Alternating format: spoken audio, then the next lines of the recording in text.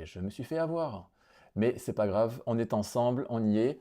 Bienvenue, bienvenue à cette soirée qui démarre un petit peu en retard, mais c'est pas grave parce que vous avez été patient. Donc, continuez à bien me dire hein, si tout est bon en termes de son, tout ça, ça va être important pour moi. Euh, donc, dans cette soirée, on va parler des Shine Gospel Awards. Donc, je me présente rapidement pour ceux qui ne me connaissent pas. Je m'appelle Piyu, j'ai 38 ans, j'ai une femme, Patricia, et j'ai trois enfants de 7 ans, 4 ans et 1 an. Donc, on est au cœur du projet Couche et Nuit Blanche, comme l'année dernière. Donc, par rapport à ça, je vis une vie intense parce que à la fois j'ai la famille et puis ce que ça peut inclure et j'ai aussi bah, la partie travail. Et c'est pas forcément évident. Mais quand on est passionné par quelque chose, quand on est passionné par quelque chose, je vérifie juste que ça marche parce que j'ai plus. Voilà. Quand on est passionné par quelque chose, en fait, on déplace des montagnes. Donc je suis à ce niveau-là, j'espère déplacer des montagnes. En tout cas, je donne mon maximum. Et je suis directeur créatif, directeur artistique à l'Église Momentum à Bordeaux. Et mon parcours est assez long, donc je ne vais pas forcément tout aborder maintenant, mais je suis passé d'étudiant en audiovisuel à travailler à la télé, à lancer ma boîte d'auto-entreprise de photos vidéo. Et puis depuis 2017, je suis donc à l'Église Momentum en tant que directeur créatif. Et je travaille à la cohérence un peu générale de tout ce qui peut se passer à Momentum, tout ce qui sort en termes de vidéo, de son, artistiquement, créativement, les événements, etc. Donc c'est assez vaste, c'est pas le sujet de ce soir, mais j'en suis là ce soir devant vous parce que j'ai développé aussi une communauté qui s'appelle la communauté On est Créa. Et au travers de cette communauté depuis 3 ans, j'ai eu plein de portes qui se sont ouvertes. Et au travers de ces portes qui sont ouvertes, j'ai eu l'opportunité de rencontrer des gens incroyables qui m'ont fait rentrer dans les Shine Gospel Awards, donc cet événement qui récompense la musique chrétienne francophone de gospel. Et ça fait donc 2 ans que je suis maintenant en charge de la direction artistique de ce grand événement. Euh, c'est le seul événement pour l'instant en francophonie qui nous permet euh, de pouvoir montrer, on va dire, aux yeux du monde qu'est-ce que le monde chrétien est capable de faire dans la partie musicale et artistique. Et donc c'est un privilège énorme. Alors moi, mon regard évidemment est très critique parce que je vois tout de l'intérieur, donc je sais qu'est-ce qu'on pourrait mieux faire. Mais pour des gens qui regardent d'un point de vue extérieur, bah, c'est énorme. C'est énorme parce que c'est du jamais vu et techniquement, artistiquement, logistiquement, c'est assez énorme de pouvoir réunir autant d'artistes dans une même salle, dans une même scène, dans une même soirée, avec des prix qui sont remis. Alors, je ne vais pas rentrer ce soir du tout dans les polémiques, parce qu'il y a plein de polémiques en tant que chrétien, on ne devrait pas recevoir des prix, tout ça. Moi, je ne suis pas du tout là-dedans, et c'est pas du tout l'objet de la soirée. Moi, je pense qu'il y a plein de choses à faire et qu'il n'y a que ceux qui font rien qui critiquent. Et donc, il y a toute une équipe de production qui produit cet événement. C'est énorme, je suis heureux d'en faire partie. Dans les débuts, peut-être que dans 5 ans, 10 ans, ça sera bien différent, ça aura évolué, il y aura plein de choses qui sont peut-être améliorées. Mais en tout cas, de faire partie du début comme ça, c'est énorme. Mais c'est sûr que bah, on défriche un peu le terrain. Et voilà. Mais en tout cas, pour moi, c'est un énorme honneur de travailler sur ce projet-là. Et mon but de ce soir, donc, c'est de vous parler un petit peu euh, même beaucoup, des Shine Gospel Awards, mais dans ma facette à moi, ma facette backstage, les coulisses de ce que moi j'ai vu, comment je l'ai vécu en amont, pendant et après, en tant que directeur artistique. Donc, je vous fais rapidement le programme un petit peu de la soirée, comme ça vous savez un peu à quoi vous attendre. Pendant le petit programme, vous pouvez aller vous chercher un petit verre d'eau, parce que maintenant il y a du son, il y a des images, tout va bien, donc ça y est, on roule, c'est parti. Donc, dans le programme, la première partie, je vais vraiment parler de la pré-production, c'est-à-dire tout ce qui se passe avant l'événement, tout le travail en amont. Là-dedans, il y a quoi? Il y a avec qui je travaille, quelle est ma zone de décision, c'est quoi les choses où moi je dois penser. C'est mon rôle de penser à ça. Mon rapport aussi avec les 12 artistes, quel lien j'ai pu avoir avec les artistes en amont. Il y a aussi le budget, évidemment, comment fonctionne le budget pour moi à ce niveau-là. Ensuite, il y a le jour J, donc c'était le vendredi 6 décembre. Donc je vous passerai quelques photos que deux photographes de l'événement m'ont gentiment accordé les droits de diffuser ce soir, donc je vous dirai qui c'est aussi. On parlera de comment j'ai pu gérer la pression, comment faire pour gérer la pression dans ces moments-là, comment prendre des décisions dans l'urgence, quel est mon rôle au moment de lancer la cérémonie, qu'est-ce que je fais à 20 h quand on lance, qu'est-ce que je faisais, comment gérer les gens qui étaient au-dessus de moi, les gens qui étaient en dessous de moi dans la hiérarchie de la soirée, de l'organisation de ce projet, comment faire pour gérer ça. Et ensuite, on verra l'après-événement, qui peut paraître pas important parce qu'on se dit bah, c'est fini, qu'est-ce que tu veux faire de plus. Et bien, je vous expliquerai comment moi je gère ces après, parce que pour moi ces après sont très très importants, parce que je suis dans l'analyse. Pourquoi? Parce que ben, je veux mieux faire l'année prochaine. Et donc si on n'analyse pas, c'est compliqué de pouvoir mieux faire, parce qu'on ne se remet pas forcément en question. Et on finira par une petite surprise, parce que j'ai une formation qui est vraiment importante, et j'ai vraiment, vraiment envie de vous en parler parce que c'est important que je vous en parle, et ça sera la petite surprise de fin. Donc, on commence tout simplement avec la pré-prod. Donc, dans tous les événements, à un moment donné, on m'a appelé en me disant hey, bonjour Piou, tu fais quoi en décembre? Bah, je fais plein de choses, il y a un spectacle à Momentum, enfin voilà, il se passe plein de choses. Oui, mais on a les chaînes gospel et on aimerait que tu intègres l'équipe pour la direction artistique. Donc ça, bah, évidemment, quand je reçois ce coup de téléphone-là, moi, c'est un énorme privilège. J'appelle tout de suite Patricia, ma femme, et je lui dis, mais regarde, j'ai reçu le coup de téléphone que j'attendais. Je ne l'attendais pas parce que je ne voulais pas me faire trop d'images, et à la fois, je l'ai. Et donc, quand je reçois ce coup de téléphone, évidemment, dans ma tête, il y a beaucoup de choses qui se déclenchent.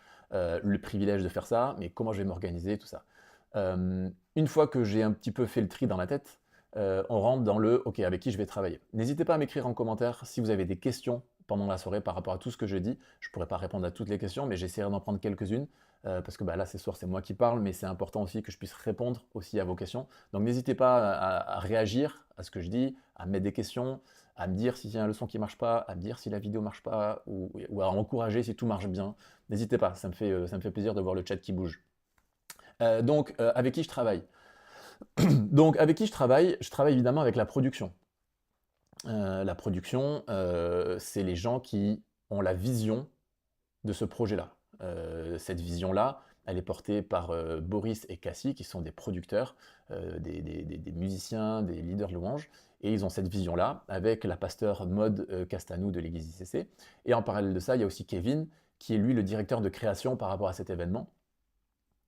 Et eux-mêmes, ces 4 personnes-là, c'est vraiment eux qui chapeautent ce projet-là. Donc, moi, je suis directeur artistique, donc je suis en contact très proche de ces gens-là. On travaille aussi avec Chantal Barry, qui est une personne qui est à la tête de The Watchers, qui est toute une organisation chrétienne qui est dans les médias francophones et qui a un énorme, qui amène énormément de choses, d'expérience dans le monde audiovisuel chrétien francophone, donc c'est énorme. Et donc, c'est les gens avec qui je parle, c'est les gens avec qui j'ai mes meetings quand ça commence. Il y a 2-3 mois, lorsqu'on commence les premiers meetings sont en Zoom, et on se dit, ok, voilà qu'est-ce qui va se passer, on a une cérémonie, on prend ce qui s'est passé l'année dernière, le débrief de l'année dernière, et puis voilà un petit peu ce qui va se passer cette année, voilà un petit peu la liste des artistes qu'on a, et au fur et à mesure des meetings, on va vraiment pouvoir creuser, creuser, affiner jusqu'au jour J. Et ce qui n'est pas facile, c'est que on travaille tous un peu à distance, on n'est pas forcément tous ensemble réunis pendant 3 semaines dans une même entreprise, dans les mêmes locaux, et on travaille pendant 3 semaines intenses et on fait le lieu, on fait l'événement. En fait, voilà, chacun est un peu chez soi et on travaille à distance. Et donc, pas mal de challenges par rapport à ça dans la communication. Pour savoir, lui, il est dispo ce jour-là, mais l'autre, il n'est pas dispo, sauf que lui, il attendait une réponse, mais l'autre, il n'a pas de... Donc, il y a eu beaucoup de ça. Mais ce qui est beau, c'est que ben, on a quand même réussi à le faire, et donc ça, c'était top. Mais c'est un petit peu les gens avec qui je vais travailler dans les débuts. Dès que ça, c'est un petit peu décanté dans le programme, tout de suite, on attaque évidemment la partie un petit peu technique et artistique. Donc, je vais pouvoir communiquer avec la partie technique, par exemple des écrans LED. À ce niveau-là d'événement, c'est que des prestataires qui sont dans les plus gros rôles. Donc, au niveau des écrans LED, quand vous voyez les écrans de cette église à ICC, oui, je peux télécharger une image sur Google et la balancer sur les écrans, ça va marcher, mais ça sera certainement très pixelisé, ce ne sera pas au bon format, et ça ne sera pas qualitatif.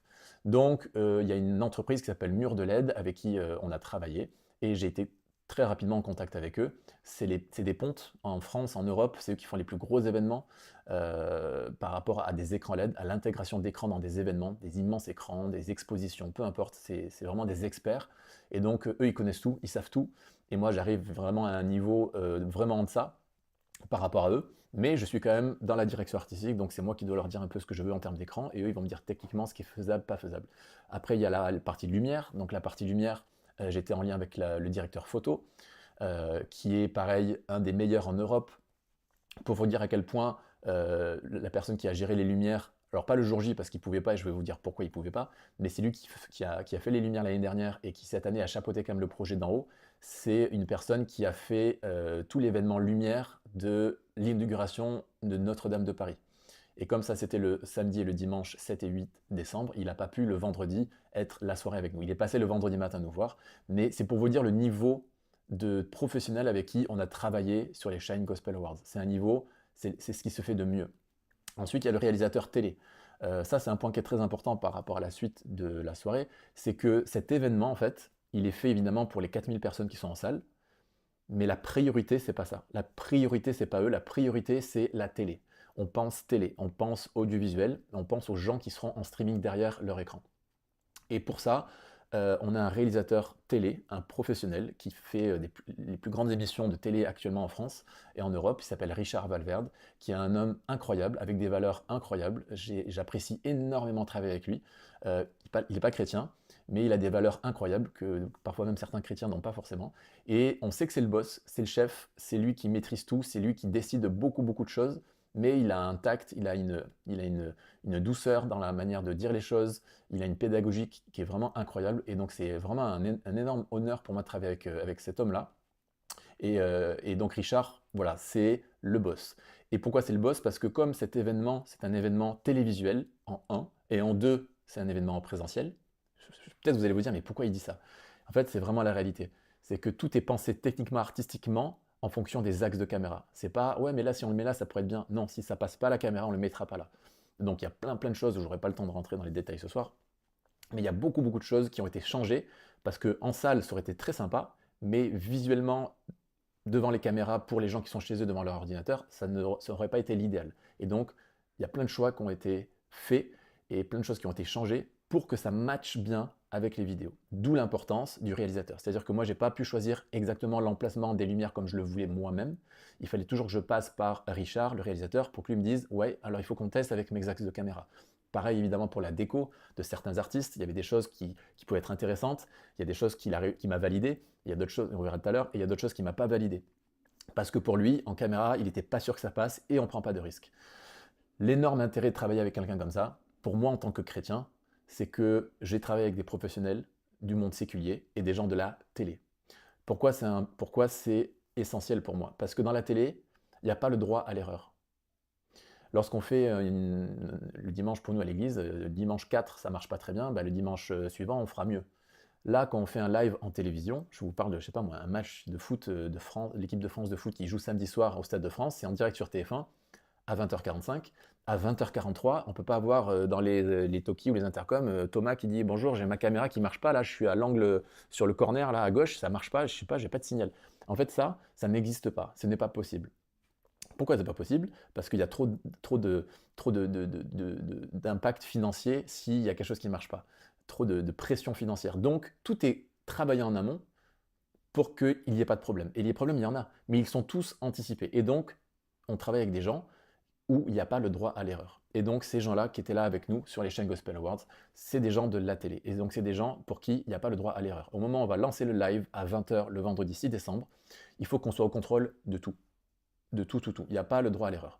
Et donc, ça a drivé vraiment toute la pré-production, c'est-à-dire toutes les semaines précédant cet événement. Et cette mentalité-là est vraiment très intéressante. Et je vous encourage, à vous tous qui me regardez et qui attendez aussi peut-être des moments d'encouragement ou d'inspiration, ramenons ça dans nos églises. Ramenons ça dans nos églises.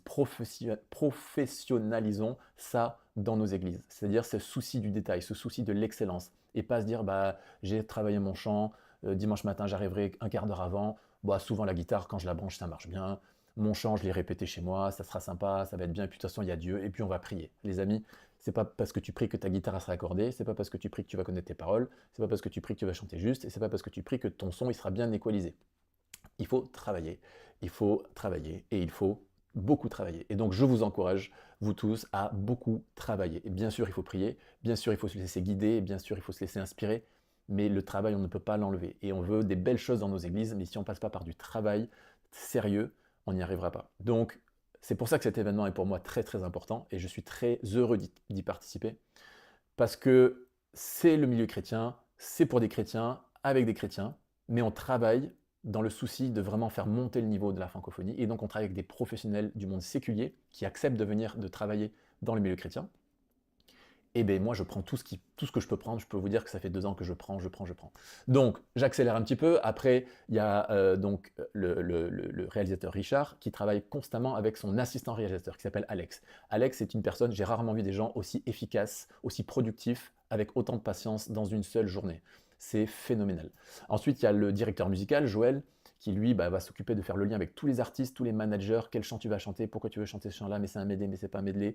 Enfin voilà, je suis obligé de savoir un petit peu qu'est-ce qui va se passer. Je suis en contact aussi, plus ça avance, avec la pyrotechnie, parce qu'il y avait vraiment, comme vous l'avez vu, cette idée d'avoir du feu, d'avoir des étincelles, d'avoir de la fumée lourde, de la fumée basse, de la fumée truc, machin, dans tous les sens. Enfin, voilà. Vous regardez, je sais pas moi, Miss France, vous regardez les Energy Music Awards, vous regardez les Dove Awards, vous regardez n'importe quel show, il y a de la pyrotechnie, il y a des étincelles, où il y a des flammes, où il y a de la fumée au sol, où il y a des gros jets de fumée qui s'éteignent, où il y a du brouillard, il se passe des choses. Et on est dans un événement où c'est quand même un événement de divertissement, et donc il faut divertir, il y a des gens qui ont payé, il y a des gens qui vont regarder, et donc il faut en mettre plein la vue, et donc c'est de la pyrotechnie. Et puis aussi, il y a ces contacts, ce travail avec des magasins, avec Amazon, avec Lidl, parce qu'il faut aller chercher de la déco, il faut chercher des tonneaux où on va mettre du feu dedans. Et donc là, on rentre dans un autre délire, mais c'est aussi passionnant. Donc ça, c'est la partie avec qui j'ai travaillé dans cette pré-production en amont. Ensuite, quelle était ma zone de décision? Et aussi, toutes les choses auxquelles je dois penser avant l'événement. Moi, on me dit, il y aura tel artiste, il chantera tel chant. Et donc, qu'est-ce que je fais? Si je ne connais pas très bien, je vais voir sur YouTube, j'écoute ça à fond, je l'écoute des dizaines de fois, je me l'intègre, je lis les paroles, j'essaie de capter vraiment l'atmosphère du truc, je regarde ses clips, je regarde son univers, je vais voir son Instagram, j'essaie de m'immerger dans le domaine, parce qu'évidemment, il y a 12 artistes, je ne connais pas forcément les 12 artistes. Donc, les artistes que je connais bien, j'ai pas de souci, exemple Dan Luten, mais il y a d'autres artistes que je connaissais un peu moins et je devais vraiment aller m'immerger dans leur monde. Et une fois que j'ai fait ça, dans ma tête, il y a toutes ces idées de me dire ah ouais, tiens, peut-être sur les écrans on pourrait avoir ça, on pourrait avoir une entrée sur scène comme ça, et puis peut-être qu'on pourrait avoir des danseurs, mais je suis pas sûr. Enfin voilà. Et donc là, il y a plein de choses qui arrivent dans ma tête. Et il y a plein de choses, mais il faut le structurer parce qu'il faut donner des réponses assez rapidement. Et puis surtout, j'ai pas qu'un artiste, il y a 12 artistes. Et donc la complexité de cette cérémonie pour moi, c'est que si je devais faire un concert d'un artiste au Zénith de Paris, il fait 28 chants, 28 morceaux ou 12 morceaux, et on crée un univers global de la soirée, et puis après sur chaque morceau on vient mettre une touche, mais on a quelque chose d'assez global et cohérent parce que c'est un artiste qui est là avec son identité. Là on a une soirée de 3 heures où il y a 12 artistes totalement différents les uns des autres, la plupart, qui vont performer sur une scène. Et on sait que chaque artiste, une fois que l'événement sera passé, il va aller capturer le moment où lui il a fait sa prestation et puis il va le mettre sur ses réseaux sociaux. Et donc c'est pour ça que je pense, avant de rentrer dans la cérémonie, dans les semaines précédentes, moi je pense déjà à l'après, en me disant comment on va communiquer, comment l'artiste va communiquer ce que nous on a fait sur scène. Et ce travail-là, il est très intéressant parce qu'on essaie d'anticiper certaines choses de comment ça va être sur les réseaux sociaux, comment ça peut réagir avec une photo, comment ça peut réagir en vidéo, etc. etc. Donc, il y a tout ça qui se passe dans ma tête. Il y a le dress code, il y a comment on va faire des transitions entre son chant à lui, son chant à elle. Est-ce qu'il y a une cohérence quand même dans ce qu'on est en train de faire? Est-ce que dans l'événement, dans la courbe, vous savez, dans un événement, il y a toujours une courbe. On commence très fort, après on redescend, puis après on remonte, et puis après on redescend, et puis on finit très très fort. Donc, est-ce que cet artiste, à ce moment-là, c'est cohérent qu'il soit à ce moment-là dans la cérémonie? Pas sûr. Pourquoi? Parce qu'après, il y avait lui. Donc, ça, c'est des infos qu'on me donne. Moi, j'ai mes idées, mais je ne suis pas décisionnaire de plein de choses. Je ne suis pas producteur, je ne suis pas réalisateur. Et donc, moi, je suis un petit peu soumis au directeur de création, qui était Kevin, qui lui vient avec des idées assez vastes, assez larges, mais qui nous donne quand même certaines directions pour des artistes. Pour d'autres artistes, il ne m'a pas forcément donné de direction. Et pour des artistes, il m'a donné des directions assez précises. Mais au fur et à mesure de l'avancement de cette pré-production, en amont, il y a des artistes qui réalisaient que finalement ils voulaient changer de morceau. Enfin voilà, donc ça a été assez complexe. C'est un gros travail de diplomatie, un gros travail de leadership. Il faut vraiment savoir être flexible. Ça, c'est un point qui est extrêmement important. C'est d'être flexible parce que si on y va droit en disant ben, moi je veux faire ça et puis l'artiste, de toute façon, c'est moi qui décide, on finit à se friter et ce n'est pas du tout le but. Surtout que moi, je suis quelqu'un de très très diplomate et je veux que tout se passe bien, je veux que tout le monde soit content et je veux que ça soit une réussite. Et on est dans le milieu chrétien, c'est-à-dire que si en plus dans le milieu chrétien, on fait des soirées à ce niveau-là, mais qu'on n'est pas capable de bien s'entendre, d'aimer son prochain comme soi-même et d'avoir un bon témoignage et une bonne réputation, autant aller le faire dans le séculier et le faire différemment. Donc, mon point, et pour ceux qui me connaissent, on est créa, et c'est ce que je partage à fond dans ma formation et dans ce mouvement on est créa, c'est que les gens sont plus importants que le projet. Je ne ferai jamais un projet au détriment des gens dans le monde chrétien. Jamais. Jamais, jamais, jamais.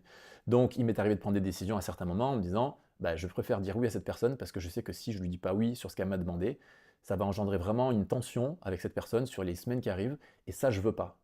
Peu importe si c'était pas exactement ce que je voulais voir, mais c'est pas grave. Donc moi, je suis comme ça, c'est ma manière d'avancer dans ce genre de projet. Même si c'est un projet où je suis pas en bénévolat, je suis payé, j'ai une responsabilité, on m'attend là-dessus, mais je ne déroge pas au fait qu'on est des chrétiens et que si on ne fait pas la différence dans la manière, pas de faire, mais d'être, lorsqu'on fait des événements comme ça sert à rien d'être chrétien. Il ne faut pas dire je suis chrétien. Donc quand on est chrétien, il n'y a pas 15 000 versets qu'il faut mettre en application. Déjà, c'est aime ton prochain comme toi-même. Déjà. Et donc, aimer son prochain, c'est pas forcément facile. C'est facile d'aimer les gens quand on les aime. Mais c'est très difficile d'aimer quelqu'un qu'on n'a pas envie d'aimer, évidemment. Là, je viens de faire une phrase qui peut paraître très très simple, sauf que c'est toute la clé de pourquoi il y a des guerres sur cette planète. Donc, c'est ça les choses auxquelles je dois penser. Je dois penser à toutes ces choses-là. Ensuite, mon rapport, pendant toutes ces semaines-là, mon rapport aux artistes. Il y a 12 artistes. Dans les 3 quarts de la pré-production, je n'ai pas été en contact directement avec les artistes, c'était le directeur de création, donc Kevin, avec son assistante, qui était lui en contact avec les artistes ou les managers. Et puis rapidement, on a eu des informations sur un petit peu qu'est-ce qu'il y avait des artistes qui avaient vraiment des volontés artistiques et puis d'autres qui n'avaient aucune idée, ils étaient juste contents de venir pouvoir performer sur une grande scène comme cette scène-là et ils prenaient tout ce qu'il y avait en mode c'est génial. Et puis il y en avait d'autres qui étaient assez exigeants, puis il y en avait d'autres qui avaient vraiment tout un dossier créatif et artistique qui nous envoyaient qui était très très très précis et c'était génial.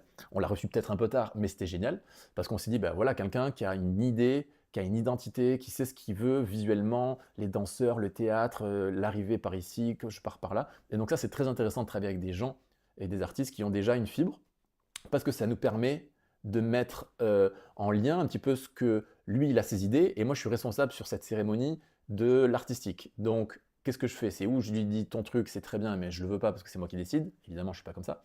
À la fois, je vais pas lui dire bah, tout ce que tu m'as dit, on va le faire, parce que bah, moi, j'ai des paramètres autres. Et donc, grosse diplomatie pour lui faire comprendre que certaines choses, ça sera possible, que certaines choses, ça sera pas possible. On va trouver des compromis, mais à la fin, on veut que tout le monde gagne, donc on va réussir à y aller et ça va être top.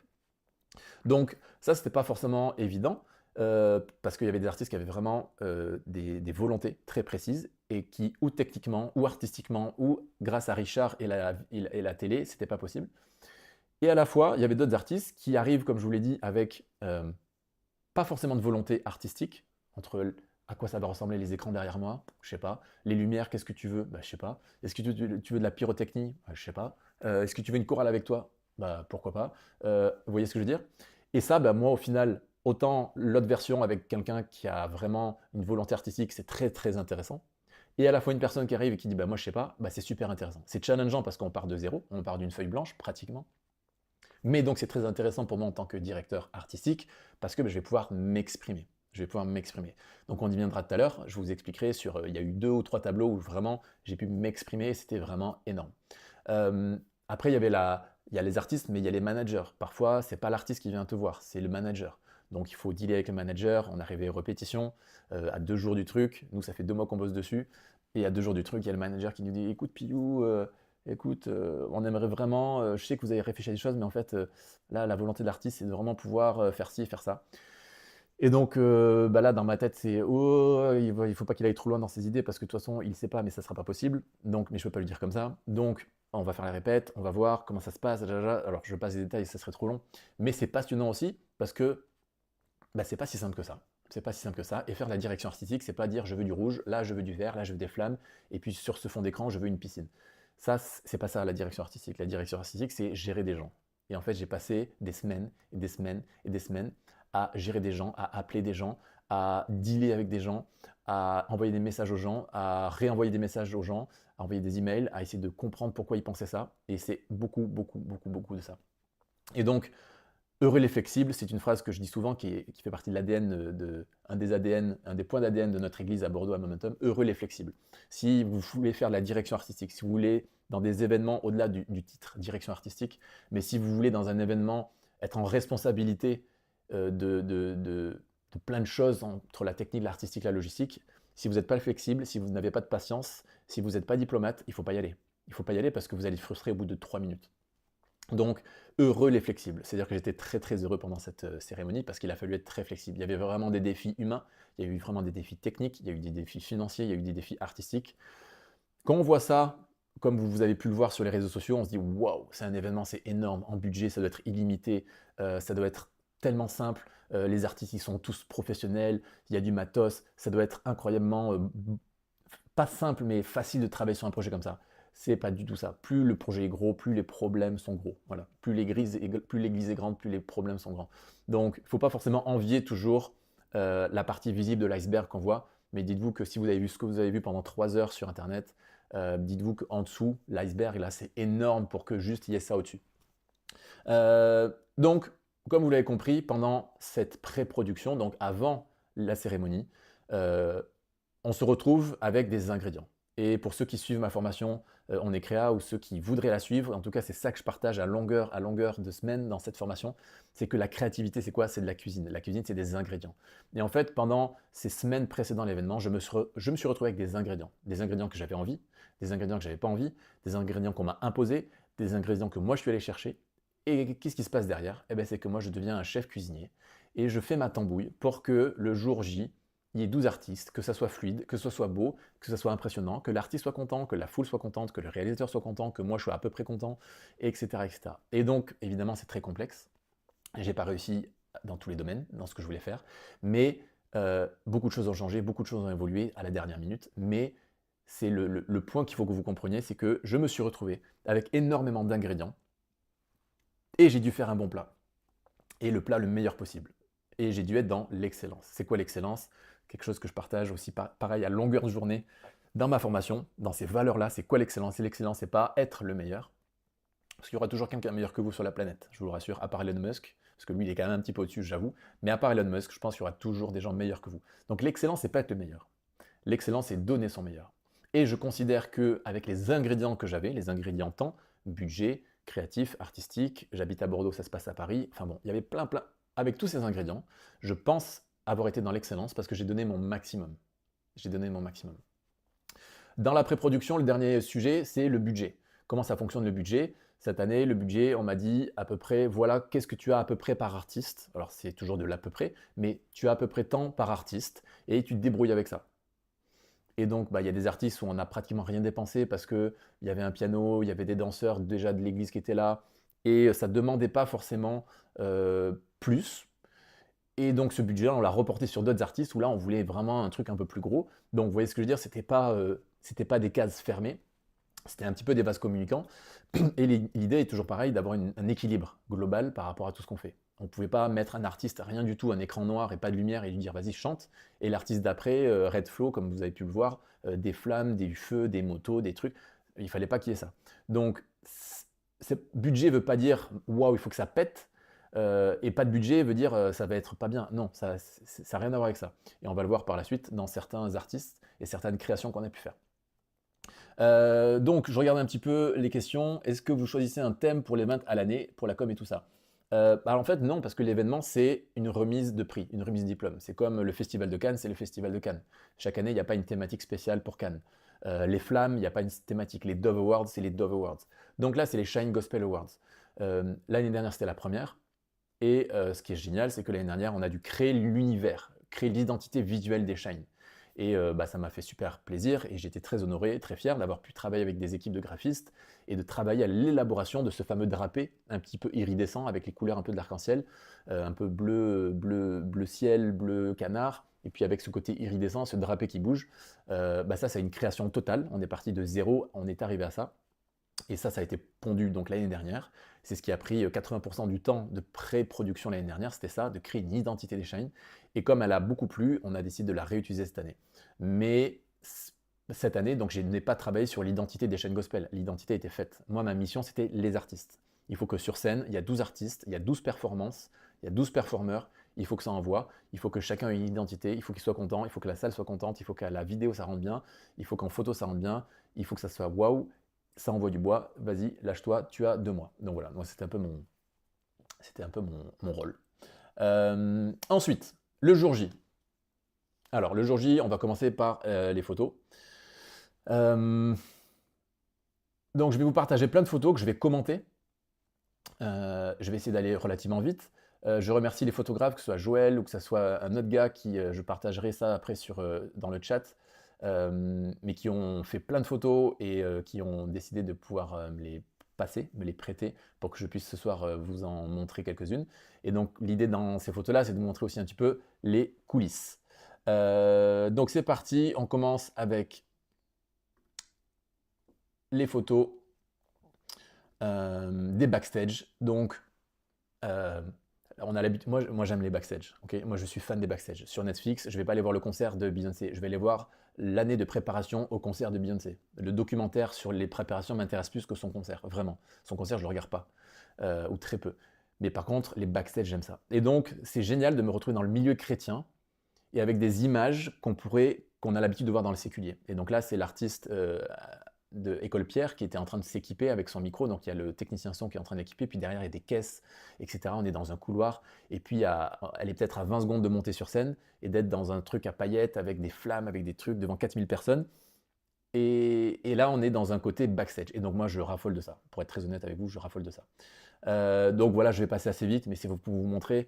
Ben, on arrive sur une caisse et dessus, ils ont mis des petits scotch roses pour délimiter les micros. Puis il y a le micro de Dan, il y a le micro de Sandra Kwame, il y a le micro de Dena Mona. Et moi, je vois ça, je suis encore comme un enfant et j'espère, je veux rester, je prie que je resterai toujours comme un enfant où je suis émerveillé de voir tout ça. Je me dis, waouh, je suis dans un événement où il y a tous ces artistes. Je suis pas un mec qui suis fan de base. Je suis pas fan. Je suis pas fan de Dan, je suis pas fan de Dena. Je suis pas un gars qui suis fan. Par contre, je suis très reconnaissant. Je suis beaucoup dans l'honneur et je suis dans l'admiration de ces gens-là parce que s'ils sont arrivés là, c'est parce qu'ils avaient un don, ils avaient des talents, ils ont réalisé leurs dons, ils ont leurs talents, ils ont travaillé comme des dingues, des dingues, des dingues, et ils en sont là maintenant devant nous, à avoir un micro et avoir une réputation, avoir des réseaux sociaux avec des millions de gens qui les regardent. Et oui, c'est beau, mais moi ce que je respecte énormément, c'est le parcours de ces gens-là. Et c'est ce que j'aborde beaucoup aussi dans ma formation, c'est tu as tes dons et tes talents, mais qu'est-ce que tu en fais en fait? Et que ce soit Dan, Sandra, moi je vois un micro avec écrit Sandra ou avec écrit Dan, mais c'est pas juste un micro avec écrit Dan, c'est 20 ans de travail, c'est 20 ans d'investissement dans ses dons et ses talents. Et je prie vraiment que vous tous là qui êtes là et qui allez être dans le replay, vos dons et vos talents, vous les connaissiez. Parce que si on ne connaît pas ses dons et ses talents, on ne peut pas travailler sur ce que Dieu nous a donné. C'est tellement, tellement, tellement vital. Vital, la vie est courte sur cette terre. C'est vital de connaître ses dons et ses talents. Et c'est là où, quand je vois ça, cette photo-là, je suis très impressionné dans le bon sens du terme. Je suis très impressionné parce que je me dis, derrière ces micros, il y a des centaines et des centaines d'heures de travail. Donc pour l'instant, apparemment, les images ne passent pas. C'est pas très très grave, hein. On va trouver une solution. Je vais devoir refaire ça. Ne bougez pas. Ne bougez pas, je suis capable. Je suis largement capable de faire cela. Je vais fermer ça et je vais le réouvrir. Ne bougez pas. C'est où que j'ai mis ça? Eh oui, je suis un mec créatif, donc pas forcément très très organisé. Mais ne vous inquiétez pas, j'ai plus de tour dans mon sac. Hop, pop, je l'ouvre ici. Voilà, voilà. Donc en fait, depuis tout à l'heure, je vous parle d'une photo que vous n'avez pas vue. C'est passionnant, non? C'est passionnant. Capture d'écran, et là je fais ça, et là je refais ça, et là normalement, vous avez... Est-ce que les photos défilent à partir de maintenant? Oui, c'est magnifique. Donc, vous me confirmez que ça défile? Normalement, ça défile. On voit pas les photos. Vous voyez pas les photos? Ça défile toujours pas? Ça défile toujours pas? C'est bizarre parce que moi ça défile bien. Si je descends ici, ouais c'est bon? Ok c'est bon. Donc voilà les micros, donc vous voyez ce que je parlais, les fameux micros. Ensuite, les backstage, donc ça c'est la partie son, mais son derrière la scène. Donc ces gars-là, c'est des gars de S2 Sound, qui est une super entreprise de production sur Paris, et tout en France et dans le monde, qui est gérée par deux chrétiens. Et ils gèrent tout ce qui se passe dans les retours oreilles de tous les artistes et de tous les musiciens. Et quand il y a 12 artistes avec des musiciens, avec une chorale de 50, avec un nain, c'est énorme. Et qu'en plus, on est en live avec un réalisateur qui est extrêmement exigeant, c'est un travail de dingue. Ça, c'est la régie vidéo. Donc ça, c'est là pour moi, là, je pourrais mettre une tente et dormir là. Parce que ben, j'aime ça, c'est ma zone à moi, c'est ce que j'aime. Alors, j'ai pas été là pendant la soirée parce que c'était pas mon rôle. J'étais pas réalisateur, j'étais à la direction artistique. J'avais pu être réalisateur vidéo dans cet endroit-là de rêve lors de l'inauguration de ICC, quand ce fameux lieu incroyable a été inauguré. J'ai pu participer à cet événement où j'ai apporté pas mal de choses artistiquement et en plus j'ai été le réalisateur télé, donc j'ai pu gérer ça. C'était un rêve, vraiment un rêve. Si vous faites partie de ma formation, vous allez comprendre mon témoignage, pourquoi c'est un rêve, pourquoi je te parle de ça. Mais voilà, donc c'est là que le fameux Richard gérait. Sachez qu'il y a beaucoup de chaînes de télé en France qui n'ont même pas ce niveau-là de régie vidéo. Ça, c'est la régie, mais qu'on appelle FOH pour Front of House, donc en devant de scène. C'est la régie son et lumière et écran. On est face aux écrans, face à la scène. Et donc c'est là qu'on gère. Là, c'est votre cher Bibi qui est avec son micro concentré. J'avais pas vu qu'il y avait un photographe. Donc il y a un photographe devant moi, il y a des photographes, il y a des réseaux sociaux derrière moi. Mais on est tellement, tellement, tellement concentré dans ces moments-là. Et donc le gars qui est à ma gauche, qui est sur la droite de la photo, qui a le crâne rasé, c'est donc le directeur de la photographie, qui était là avec deux assistants à lui qui faisaient les lumières. Ensuite, voilà des petites images de la captation vidéo. Donc il y avait une grue. Je ne sais pas ceux qui ont vu ou ceux qui vont voir, parce que si vous allez sur le site de shinegospelawards.fr, vous allez pouvoir avoir accès au replay payant, mais voir le replay, donc ça peut être très intéressant. Mais KS Bloom, il a commencé sa prestation dans la salle, et donc c'était avec la grue. La grue était au-dessus de lui, ils sont venus le chercher. Donc voilà, ça c'est la grue. Ensuite, pareil, des images un petit peu qu'on n'a pas vues, qu'on verra pas forcément sur les réseaux et qu'on n'a pas vu du tout dans le live. C'est ce fameux KS Bloom quand il était sur scène et qu'après il est redescendu en salle. Et vous voyez, on voit un petit peu les câbles à droite partout, on voit la scène qui au final n'est pas du tout brillante, lisse et toute propre et nickel et neuve comme on le pense. Il y a des traces partout, sauf que ça ne se voit pas. Avec nos angles de caméra, ça ne se voit pas. Il y a plein de câbles partout qui traînent à gauche, les retours son, enfin voilà. C'est un petit peu ce qu'on appelle vraiment les backstage. Ça, c'était lorsque Tito Prince a commencé sa prestation dans un des couloirs. Donc on avait des lumières au sol, des néons qui s'appellent de la marque Astera. Nous, on en a Momentum, il y a pas mal beaucoup d'entreprises maintenant, de prod qui ont ça. Il y avait le caméraman donc, qui était en HF, donc sans fil. On avait mis une petite machine à fumer, louée chez Boomba, Fiesta, un petit magasin. Voilà, c'était une machine à fumer juste sur un petit bouton. C'était pas un truc énorme qui était connecté avec les consoles de lumière, parce que c'était juste pour ce moment-là. Et pour le moment de la moto avec Redflow. Donc voilà, c'est juste pour vous montrer un petit peu les coulisses. Voilà, on est sur des caméras qui coûtent des dizaines et des dizaines de milliers d'euros. Là, ça ne coûte pas 5000 euros, c'est des dizaines de milliers d'euros de caméras. Tous ces cadreurs, tous étaient professionnels. Ça, c'est les deux caméras principales qui font les plans serrés. Donc quand vous avez le jury qui vient au pupitre et qui dit je remercie papa et maman de m'avoir... Hein, bah, vous allez dire c'est un plan, voilà, on voit le gars. Bah voilà, c'est des caméras pareilles qui coûtent des dizaines et beaucoup plus que celles que vous avez vues avant. C'est des caméras qui coûtent extrêmement, extrêmement cher. C'est pas des caméras qui appartiennent à l'église ICC. Mais Richard, lorsque l'année dernière, il est arrivé sur le projet et qu'il a vu un petit peu tout ce qu'il y avait comme caméra et qu'il a compris le niveau qu'on voulait pour une cérémonie de remise de prix, il s'est dit, les amis, il nous faut des vraies caméras de ce style-là. On n'a pas le choix. Pour les deux plans serrés, on est obligé d'avoir ça. Donc, à chaque fois, ils louent ces caméras-là, ils les font installer, ils les font câbler. Vous imaginez que ce n'est pas un câble rouge et un câble vert, c'est pas si simple que ça. Et c'est fait, encore une fois, par des professionnels qui sont derrière. Enfin bon. Les détails, le souci du détail, ça c'est un gars de chez S2 Sound, un gars, c'est vraiment un ami que j'apprécie énormément dans qui il est et puis dans sa manière de travailler, il s'appelle Sony. Et il était en train, moi je me souviens, j'étais au balcon en régie, puis je le vois, il commençait à nettoyer, je lui fais ah Sony, essaie d'aller voir si le Shine, là, le logo, on était peut-être à 1 heure d'ouvrir les portes, va voir si le Shine, tout à l'heure je suis passé, j'ai vu des traces de doigts, je lui dis bah tu me donnes un chiffon, moi je vais le faire, ou tu me dis si tu peux aller le faire, mais il faut juste qu'on aille nettoyer. Et donc il est allé nettoyer ça, et j'étais content de voir une photo de ça. Ça, c'est le fameux Alex, l'assistant du réalisateur. C'est-à-dire que le réalisateur, il est à peu près entre le gars que vous voyez là et le réalisateur dans sa régie vidéo, il y a à peu près 4-5 minutes de marche entre des escaliers, des couloirs, c'est très loin. Donc le réalisateur, il est devant ses écrans, et s'il voit quelque chose et qu'il se dit il faut que j'aille sur scène pour leur dire quelque chose, c'est impossible. Et donc il a son bras droit, c'est même plus qu'un bras droit, c'est Alex, qui est constamment relié à Richard, qui est lui en régie vidéo. Et là, on a Alex qui est toujours en salle, en backstage ou en salle, toujours, et lui, il gère tout. Il gère tout. Il gère l'entrée des artistes avec des équipes à lui. Il gère la sortie des artistes. Il gère dans les répétitions comment ça va se passer, pourquoi ça va se passer. Enfin, c'est un travail de fou.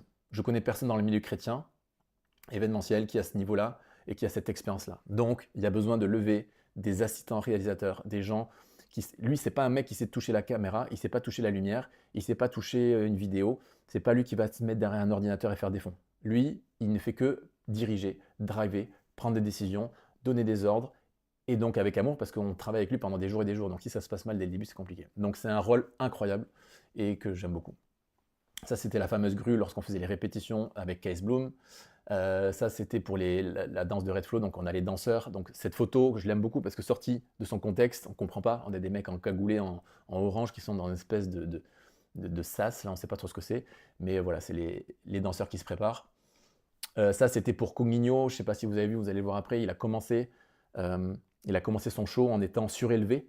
Donc pendant les répétitions, il s'était mis sur une chaise, et puis à la fin de la répétition, moi j'étais pas au courant, il a demandé au technicien de mettre 2 enceintes, 2 subs, les uns sur les autres, et que lui allait être dessus, donc beaucoup plus haut.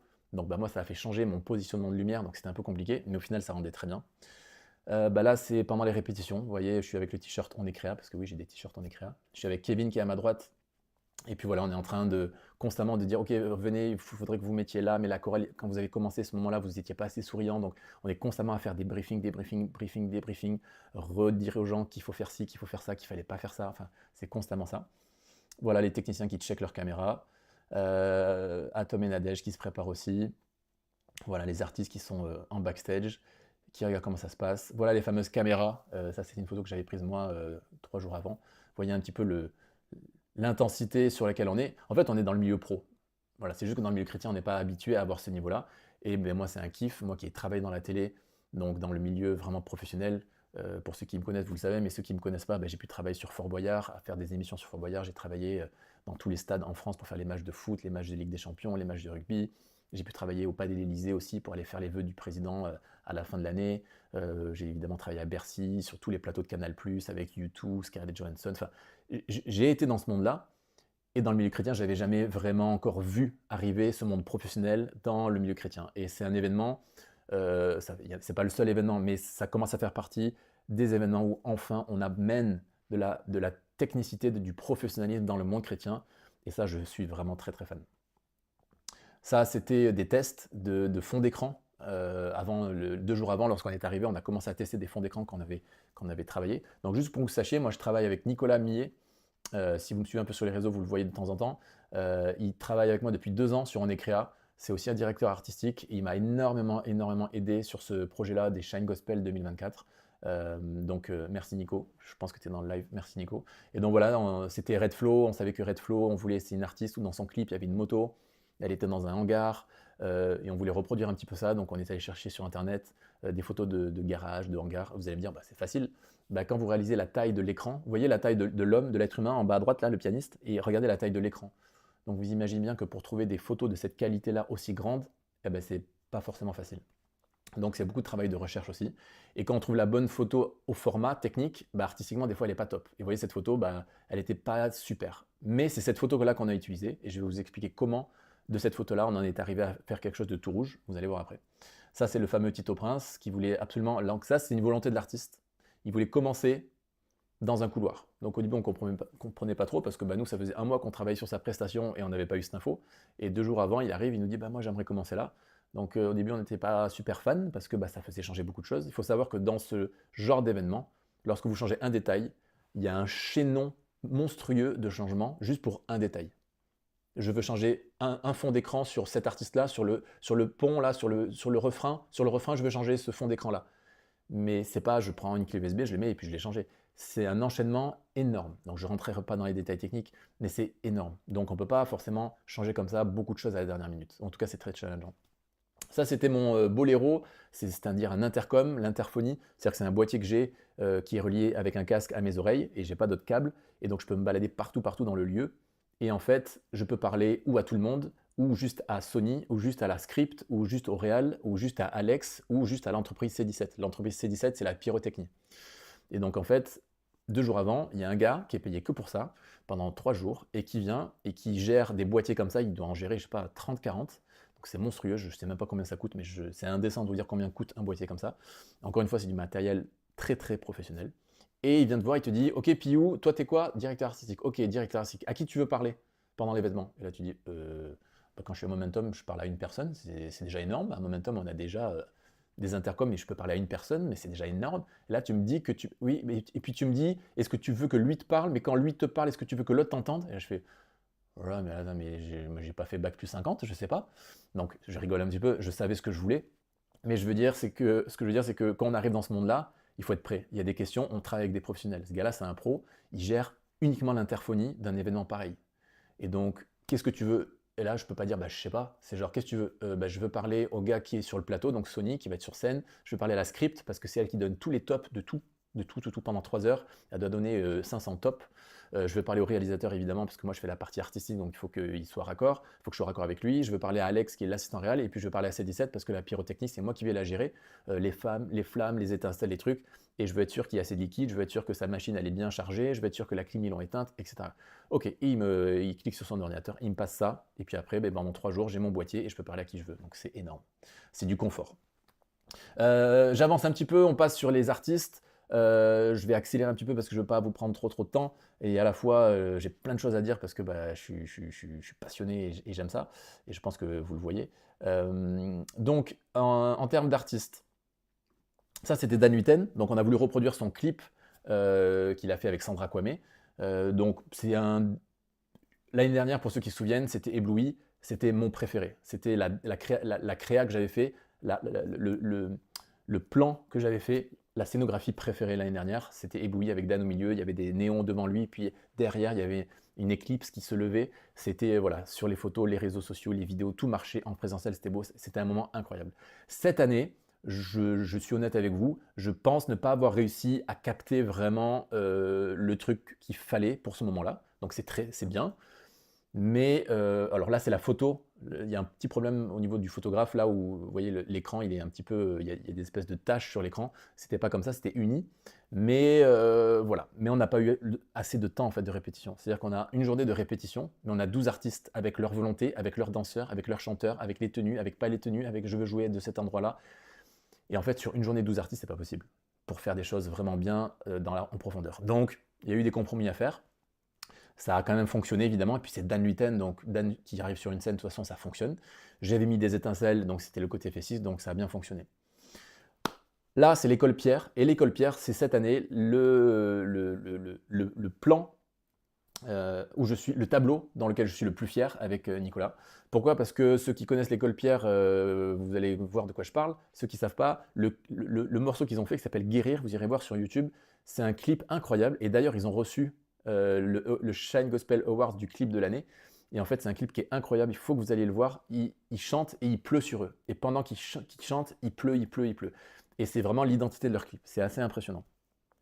Et donc, 2 mois avant de faire les Shine Gospel, on apprend qu'il y aura École Pierre et on me dit ils vont chanter le chant Guérir. Ils ont choisi Guérir. Et moi, je me dis, bah écoutez, je connais ce chant-là, je regarde et je vois qu'il pleut et je me dis, wow, qu'est-ce qu'on pourrait bien faire? Mais si on pouvait faire de la pluie sur scène. Et donc, on est rentré dans ce délire-là. On est rentré dans ce délire-là de se dire comment on peut faire de la pluie sur scène. Et donc, j'ai appelé, je ne connais pas ces entreprises-là, donc j'ai travaillé pour connaître ces entreprises-là. On m'a donné des contacts et j'ai fait faire des devis d'un gars qui a l'habitude de venir sur des scènes et qui monte des espèces de structures avec de l'eau qui arrive et qui pleut sur la scène, dans un réceptacle, ce truc machin chouette. Sauf que quand on a vu le prix et qu'après il faut que ton micro, bah, évidemment, tu ne peux pas chanter parce que ton micro il va être sous l'eau, donc c'est du playback. Donc ça veut dire qu'en amont, il faut enregistrer la prestation qui va être faite. Comment on amène de l'eau sur scène? Ok, ça c'est faisable, mais comment on évacue l'eau alors qu'il y a un artiste qui enchaîne après? Plus le tarif, et on a essayé pendant 2 semaines de travailler, de tourner ça dans tous les sens. Et c'était vraiment, vraiment compliqué. Mais pour nous, on avait envie parce qu'on s'est dit, il faut que dans cette cérémonie, sur 12 artistes, il faut qu'il y ait quand même 2-3 moments de waouh. Il faut que les gens qui aient payé, ils se disent, franchement là, cet artiste, cette prestation, ce tableau, c'était impressionnant. Et donc on avait, c'est Kevin d'ailleurs, qui avait des idées assez précises sur ce qu'il voulait.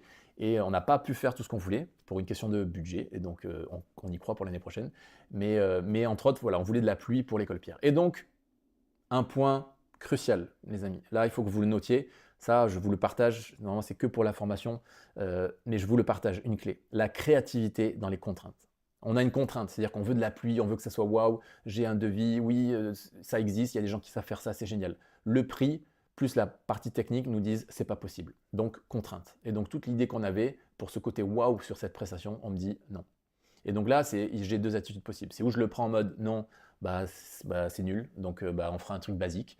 Ou ok, non, les amis, moi je suis créatif, moi c'est on est créa, on a une communauté on est créa, j'ai Nicolas Millet qui bosse avec moi, on va se mettre sur une table, on va utiliser la chose la plus incroyable que Dieu nous a donnée, c'est notre cerveau, et on va plancher, on va bosser et on va trouver une idée.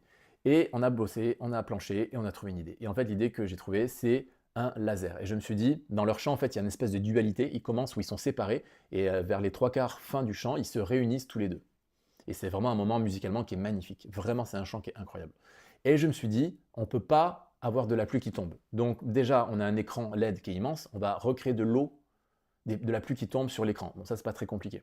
Mais comment faire pour qu'il y ait quand même quelque chose qui leur tombe dessus sans que ça soit de la vraie eau? Et là, j'ai pensé à l'idée d'un laser. Et donc, en fait, il y a eu un laser. Donc, je vais vous montrer par les photos d'après.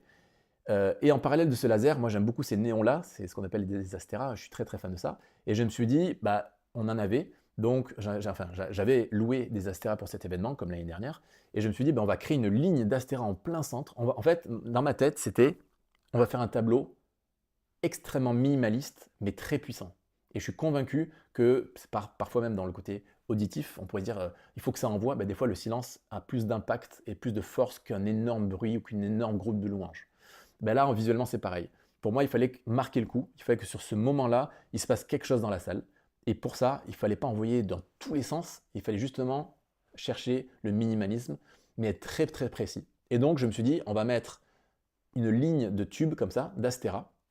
On va les aligner parfaitement. Et là, je peux vous dire qu'aligner ça, sachant que moi, je suis en haut à 40 mètres et qu'il y a le gars sur scène, Sony, pendant le live d'avant, qui est en train de les placer, qui me dit « Ok, Piou, est-ce que là c'est droit ?» Et là, moi, je vois rien, est-ce que c'est droit? Je sais pas si c'est droit. Mais si c'est pas droit, là, il faut que ce soit parfait. Si c'est pas parfait, ça se voit que c'est pas droit. Et donc, je me suis dit, on va créer une ligne d'astéra comme ça. Il y aura un artiste d'un côté, l'autre artiste de l'autre. Ils vont commencer le chant chacun de leur côté. Et au moment où ils vont se réunir, ils doivent passer dans les néons. Et le laser qui sera au-dessus, qui va aussi suivre cette ligne de néon, au moment où ils vont se réunir et passer dans les néons, le laser va s'arrondir, va devenir un grand rond et va encercler les deux artistes. Donc, ça a donné ça à la fin. C'est-à-dire qu'au début, les artistes étaient séparés par la ligne des néons au sol et le laser. Alors là, on juste voyait un trait, mais c'était un laser. Et à la fin, ça a fini avec les deux artistes qui se sont rapprochés l'un de l'autre et il y avait ce cercle autour d'eux. Et c'était un moment assez incroyable.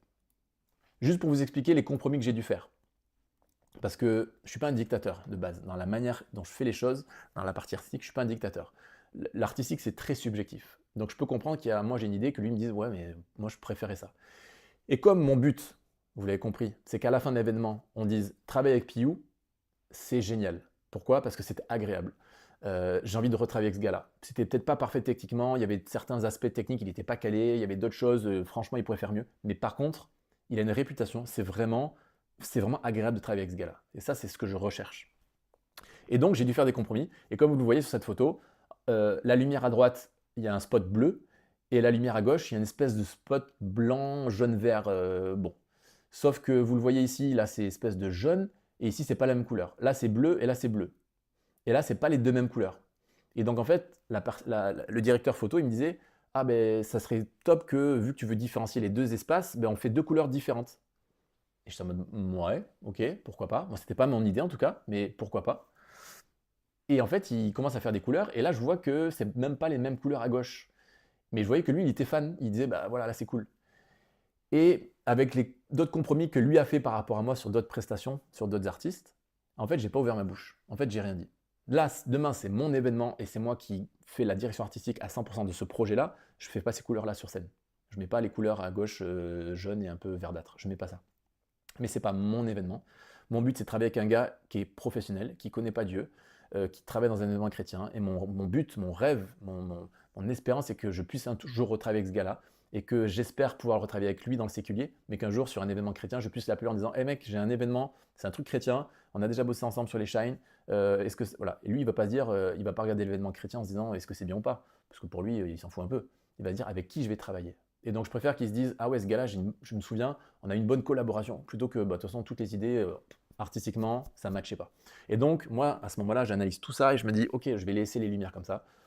Pour moi, c'est pas un gros risque, c'est pas genre voilà, et je pourrais le justifier. Et là, je suis en train de vous le justifier et vous comprenez donc comment un tableau comme ça, à 100%, bah, il me plaît pas, sauf que c'est mon préféré, mais j'ai dû faire des concessions, mais pour des vraies raisons derrière. Donc, moment incroyable, vraiment un moment incroyable. Il y a eu des défis, vous voyez la même machine à fumer lourde, on n'avait pas le budget pour avoir 3 machines à fumer lourde, on en avait 2, donc une ici à Jarre, une à Cours, mais une scène qui est immense, cette scène fait 3 fois la scène de l'Olympia. Et donc il fallait 3 machines à fumer lourde. Vous savez, la fumée lourde, c'est la fumée qui reste au sol.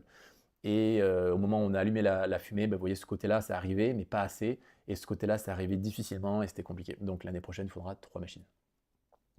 Ensuite, ça c'était Gaillard Jules. Complexe aussi parce que c'est un artiste qui a voulu faire un medley. Donc à la base, nous, on a un artiste, un chant. Donc un artiste, un chant, une atmosphère. Et là, on avait un artiste, un medley de 3 morceaux et donc 3 atmosphères parce que c'est des morceaux qui n'avaient rien à voir les uns avec les autres. Et donc très très compliqué parce que j'ai pas le temps. Moi, on me dit t'as 12 artistes. Dans ma tête, j'ai 12 créas. J'ai pas 12 artistes x 3. Dans le temps qu'on me donne, dans le devis que je fais, c'est pas possible, quoi. Ça rentre pas. Et donc, c'est pas évident de faire des compromis avec l'artiste qui, lui, veut 3 univers. Et puis, son manager, ça a été un peu compliqué de lui expliquer que je veux aussi faire 3 univers, mais je ne peux pas faire 3 univers. Et donc, c'était pas évident, sauf qu'on se retrouve à regarder ses clips. Et dans un de ses clips, il fait un clip dans une cathédrale.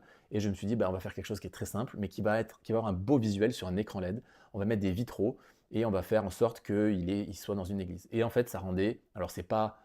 Là, sur une photo, c'est très beau, mais ça a duré 2 minutes. Et c'est sûr que 2 minutes avec un fond d'écran fixe comme ça, c'est pas ennuyant, mais on s'attend à plus. On s'attend à plus. Mais c'était un fait, et ça fait partie des contraintes que j'avais aussi. Donc, on a pu mettre des jets de CO2, de la fumée à compresseur. Donc, vous voyez, ça apporte quand même du visuel.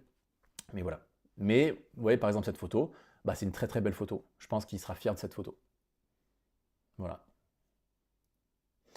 Ça, c'était donc Kunguinho. Donc, vous voyez, je vous parlais tout à l'heure des 2 grosses caisses de son sur lesquelles il était monté, sachant qu'aux répétitions, il avait fait ça sur une chaise. Et donc, vous voyez les lumières là qui sont éclairées sur lui, c'est des lumières qui sont calées au centimètre près. Et à la répétition, il était 40 cm plus bas. Et je vois qu'ils sont en train d'installer un truc beaucoup plus haut. Et j'ai dit au gars des lumières, il faut que tu changes tes lumières, que tu les adaptes. Le laser, de base, je l'ai fait venir, j'ai loué ce prestataire pour l'école Pierre, pour le chant guérir avec la pluie là. Mais vu le prix que ça coûtait, je me suis dit, ça serait dommage sur 12 artistes que je réutilise pas quand même ce laser, parce que le mec, il est venu pour 3 minutes, il fait 2 jours de répète pour 3 minutes sur place. Et je me suis dit, sur quel artiste on va pouvoir créer. Donc, moi, ça fait 2 mois avec Nico qu'on pense à l'artistique de chaque artiste. Mais c'est 2 jours avant qu'on s'est dit, 2-3 jours avant qu'on s'est dit, cet artiste-là, Conguigno, en fait, j'avoue, la scénographie, elle est peut-être un peu trop simple. Et pourquoi on n'utiliserait pas le laser? Et on s'est dit, vas-y. Et donc, j'ai dit au gars de laser, ok, qu'est-ce que tu as comme laser? Montre-moi, parce que j'avais jamais travaillé avec ce type de technologie. Et donc, je lui dis, vas-y, montre-moi. Toujours pareil, les ingrédients. Montre-moi ce que tu es capable de faire. C'est quoi les ingrédients qu'on a? Et donc, il monte ses ingrédients. Et en fait, je réalise que ça peut être vraiment intéressant. Et donc, on en est arrivé à l'encadrer, vous voyez, avec ce laser. Et c'est un style, c'est une identité. On aime, on n'aime pas, ça c'est subjectif. Je ne vous demande pas si vous aimez ou pas, même si votre avis m'intéresse. Mais ça nous a donné un style qui était quand même assez intéressant. Et visuellement, ça fonctionnait très très bien. Ensuite, on a eu Maggie Blanchard. Donc là, c'est autre chose. Maggie Blanchard, elle arrive avec aucune attente. Il n'y a pas de je veux ci, je veux ça. Mais je ne sais pas si vous la connaissez, mais Maggie Blanchard, c'est quand même c'est une personnalité dans le milieu chrétien francophone depuis plus de 20 ans. Et donc, c'était vraiment incroyable de pouvoir avoir Maggie Blanchard dans une cérémonie comme ça, et qui chantait Amazing Grace et qui chantait Libéré. Et donc, on s'est dit, il faut une chorale. Et puis, on est parti sur se dire, il faut que ça soit Amazing Grace, c'est blanc, il faut que ce soit majestueux, il faut que ce soit pas trop complexe, assez minimaliste, mais quand même, waouh, ce côté lumineux, blanc, paisible. Et donc on est parti sur une chorale de 40 personnes qui étaient toutes en blanc. Je ne vous raconte pas euh, l'histoire de comment acheter les toges. Vous voyez les toges là, blanches. Vous allez me dire, bah oui, il faut juste en commander 40. Ah oui, mais 40, mais on n'est jamais sûr du nombre de danseurs qu'il y aura, de chanteurs qu'il y aura, les tailles, le budget, est-ce qu'on aura le budget? Est-ce que sur Amazon, tu vois que c'est brillant, mais est-ce que ça sera un beau brillant? Mais on n'est pas sûr de comment Maggie Blanchard sera habillée, donc si c'est pas le même blanc, qu'est-ce que ça va donner? En fait, c'est que des prises de risque, c'est que des inconnus, et c'est que de vas-y, on essaye, et puis c'est à 2 jours, mais ces toges-là, on peut plus les acheter parce qu'on ne sera pas livré à temps, c'est trop risqué, donc on peut pas. Ça a été un micmac sans nom, les amis. Ça a été un micmac sans nom. Mais bah, je suis en train de vous parler de ça avec des photos et donc ça a fonctionné. Et c'est ça aussi la magie d'événementiel, c'est ce que je kiffe moi, c'est ce stress-là. Alors le stress, non, parce que le stress, c'est négatif. Je considère de l'adrénaline. L'adrénaline, moi, ça me rend meilleur. Et on se retrouve avec un plan comme ça qui est magnifique. Alors, on pourrait aimer, ne pas aimer le fond avec un espèce de tunnel. Moi, je trouve que c'est intéressant. Quand je l'ai pensé, ce fond-là, je l'ai pensé axe de caméra, parce que bah, moi, je suis très, très aussi télévisuel dans la manière de fonctionner, dans la manière de créer. Et donc, je me suis dit, le plan serré de Maggie Blanchard, quand elle sera pile dans l'axe du tunnel derrière, ça va être magnifique. La fumée lourde au sol pour faire comme si on était dans des nuages. Et c'était vraiment un moment incroyable. C'était vraiment un moment incroyable. Et on va terminer avec Redflow. Donc, il y a eu pas mal de polémiques, apparemment. Moi, je ne les ai pas trop lus, mais on m'a dit qu'il y a eu des polémiques. Mais c'est très bien, au moins, quand il y a des polémiques, c'est que ça fait parler et c'est très très bien. Il faut casser un petit peu les codes. Et donc, elle est arrivée sur une moto. Pareil, d'où vient cette idée 2 mois à l'avance, on a une artiste qui nous dit je veux faire ce morceau-là qui s'appelle Bagarre. Nous, on va voir son clip. Et dans son clip, elle est sur une moto. Et puis après, elle est dans une espèce de hangar avec des chariots, avec du feu dedans. Ils ont des cagoules et tout ça. Enfin bon, c'est un univers très dark, très sombre, assez violent. Et on se dit, bah, waouh, on veut faire un vrai show, on va essayer de faire un vrai show. Et donc, voilà, c'est là où mon rôle intervient de se dire, il y en a qui me disent, bah, ça serait bien de refaire ce clip. Et moi, je dis, bah, refaire ce clip, on n'a pas de moto, comment on va faire? Et puis c'est là qu'intervient bah, cette partie-là de direction artistique, c'est de donner des idées, de proposer des idées, de se battre pour ces idées. Et en effet, c'est toute une collaboration, ce n'est pas que moi, mais c'est toute une collaboration. Mais il y a voilà, tout ce travail de se dire, bah, vas-y, on fait une moto, mais on va faire un clip où on la voit arriver. Et puis en fait, j'ai eu l'idée de me dire, bah, ça serait dommage que la moto elle arrive comme ça dans la salle. Ce qui serait énorme, c'est de la voir dans Paris. Et puis on la fait arriver carrément dans le lieu. On la voit, elle rentre dans le bâtiment, elle roule là où normalement la moto n'a pas le droit de rouler. Et puis elle arrive devant la porte de la grande salle, et puis elle rentre. Et là, les gens la voient rentrer. Sauf que techniquement, pour être calé avec la moto qui arrive de Paris, pour arriver à cette salle-là, c'est pas possible. Donc il faudrait qu'on tourne une semaine avant la partie extérieure et on va faire un raccord en live où elle arrive dans la salle, elle arrive dans le hall, on la voit passer une porte et après on coupe la vidéo et là on reprend le live avec la moto qui rentre. Et donc en répétition, on a travaillé ça et c'était énorme. Ça c'est des moments que moi je kiffe pour faire un raccord entre une vidéo qui a été tournée il y a une semaine où il faut qu'elle soit habillée pareil, il faut que le motard soit habillé pareil, il faut que la moto soit pareil, il ne faut pas avoir oublié d'allumer le phare de la moto. Et il faut qu'on ait l'effet un peu waouh. Donc on avait cette fameuse machine à fumer là que Tito Prince avait. On a mis cette machine à fumer aussi à cet endroit-là. Et donc il fallait que tout le monde soit calé. Et c'est la cérémonie qui commençait avec ça. Donc il fallait que tout soit calé. C'est-à-dire qu'au moment où on allait faire top à la vidéo, qui durait 2 minutes, une fois que la vidéo était lancée, les gens ils étaient en salle, ils voyaient sur les écrans la vidéo de la moto. Et pour eux, ils ne savaient pas si c'était du vrai ou du pas vrai, mais ils voient une moto avec une artiste dessus, ils ne savent pas trop ce que c'est. Et tout d'un coup, ils sont dans la salle, et dans la salle tout est noir, mais ils voient l'écran, ils voient la moto qui arrive dans le lieu, et puis qui rentre dans le lieu, et puis qui rentre dans les couloirs, et qui arrive devant une porte, et tout d'un coup, qu'est-ce qu'ils voient sur les écrans? Ils voient la moto, mais qui rentre dans la grande salle. Et ça, c'était du vrai direct, ça, c'est du vrai live.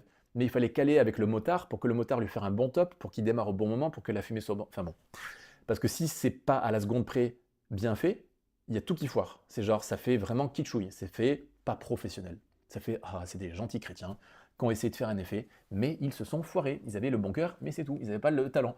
Et donc, au-delà du talent, il y a du travail. Et donc, on a travaillé ça, et ça a marché, ça a fonctionné, et l'effet était dingue. Parce que les gens, ils voyaient une vidéo d'une moto, ils ne disaient pas que la moto allait rentrer dans la salle. Et ça a été la surprise qu'on a réussi à garder. Et donc ça, c'était un moment de fou.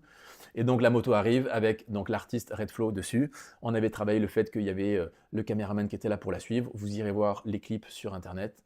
Et donc là, on a envoyé du feu. On n'a pas envoyé du bois, mais on a envoyé du feu, on a envoyé des étincelles. On a commencé, on a mis tous les gadgets qu'on avait, la fumée, les étincelles, le feu, on a tout mis. On était au taquet. Et donc, bah, le gros truc, Je ne sais pas si vous allez le voir sur une photo, peut-être un peu sur celle-là, mais vous avez le fond, le garage que je vous ai montré tout à l'heure, qui était un peu gentil, qui était soft, qui était tout propre. Ah bah, j'ai dit au gars des écrans, le gars qui gérait les écrans, il ne fait pas juste play sur un média, il est capable aussi d'aller trafiquer le média. Et je lui dis, bah, on est sur une ambiance de feu, donc on est sur du rouge. Et est-ce que tu peux un peu dégrader l'image là que je te mets, l'image que je vous ai montrée tout à l'heure, tu peux la dégrader, la mettre en rouge, faire en sorte qu'il y ait des petits moments où ça brille. Enfin, je sais pas, je lui dis débrouille-toi, fais-moi un truc qui fait que ça match. Il faut qu'il y ait une cohérence entre ce qu'il y a sur l'écran et ce qui va se passer sur scène. Sur scène, il y a des danseurs, ils ont des cagoules, il y a du feu, il y a des tonneaux, il y a des barrières. Je veux dire, c'est n'importe quoi.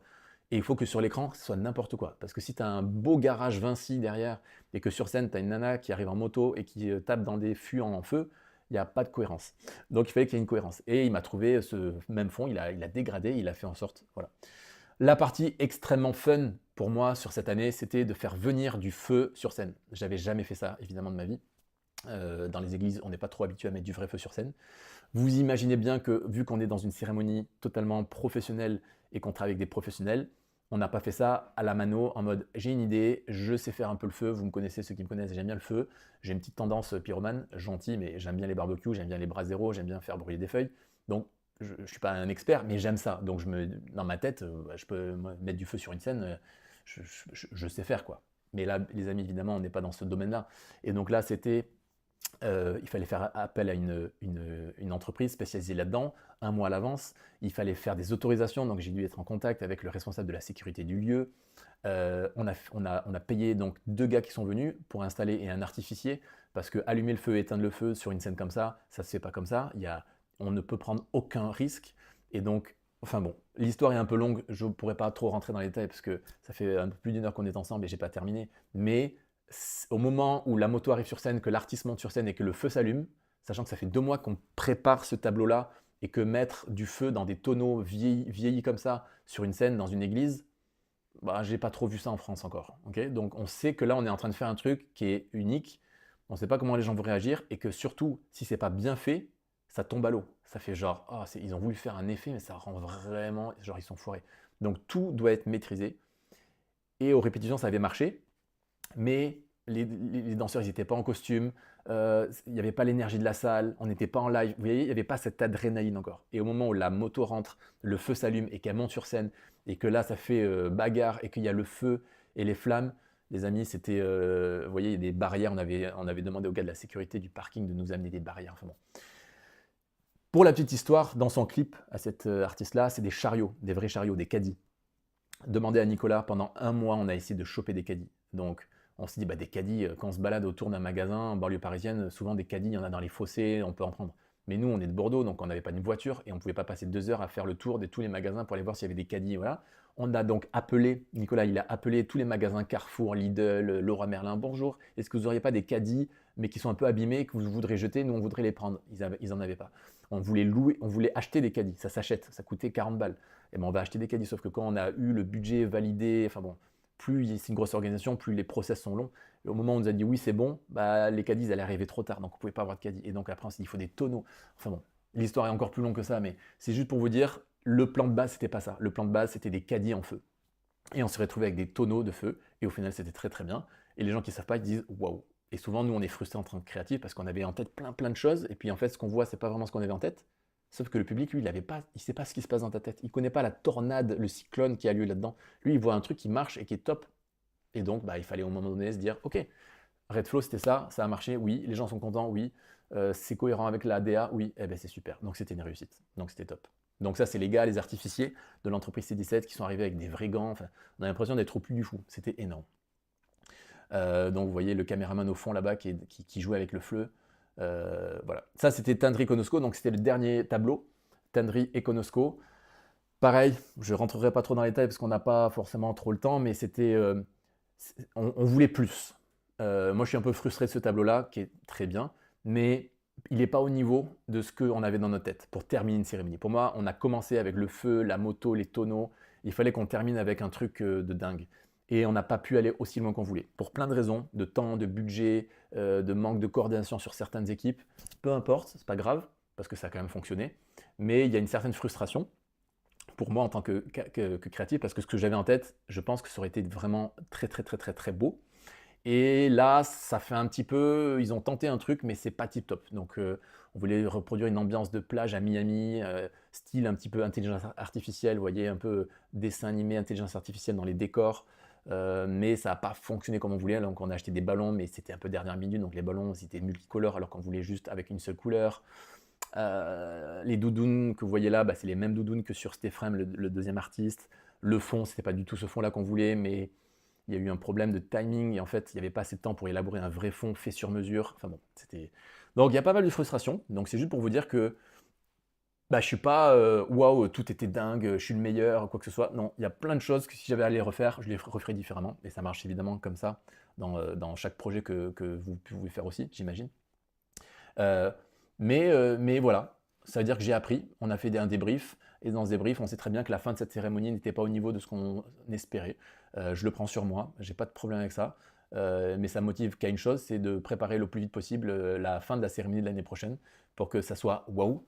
Et ça sera waouh, j'espère. Un des kiffs que j'ai eu dans cette cérémonie, c'est de pouvoir moi-même appuyer sur les étincelles. C'est moi qui avais le contrôle des étincelles.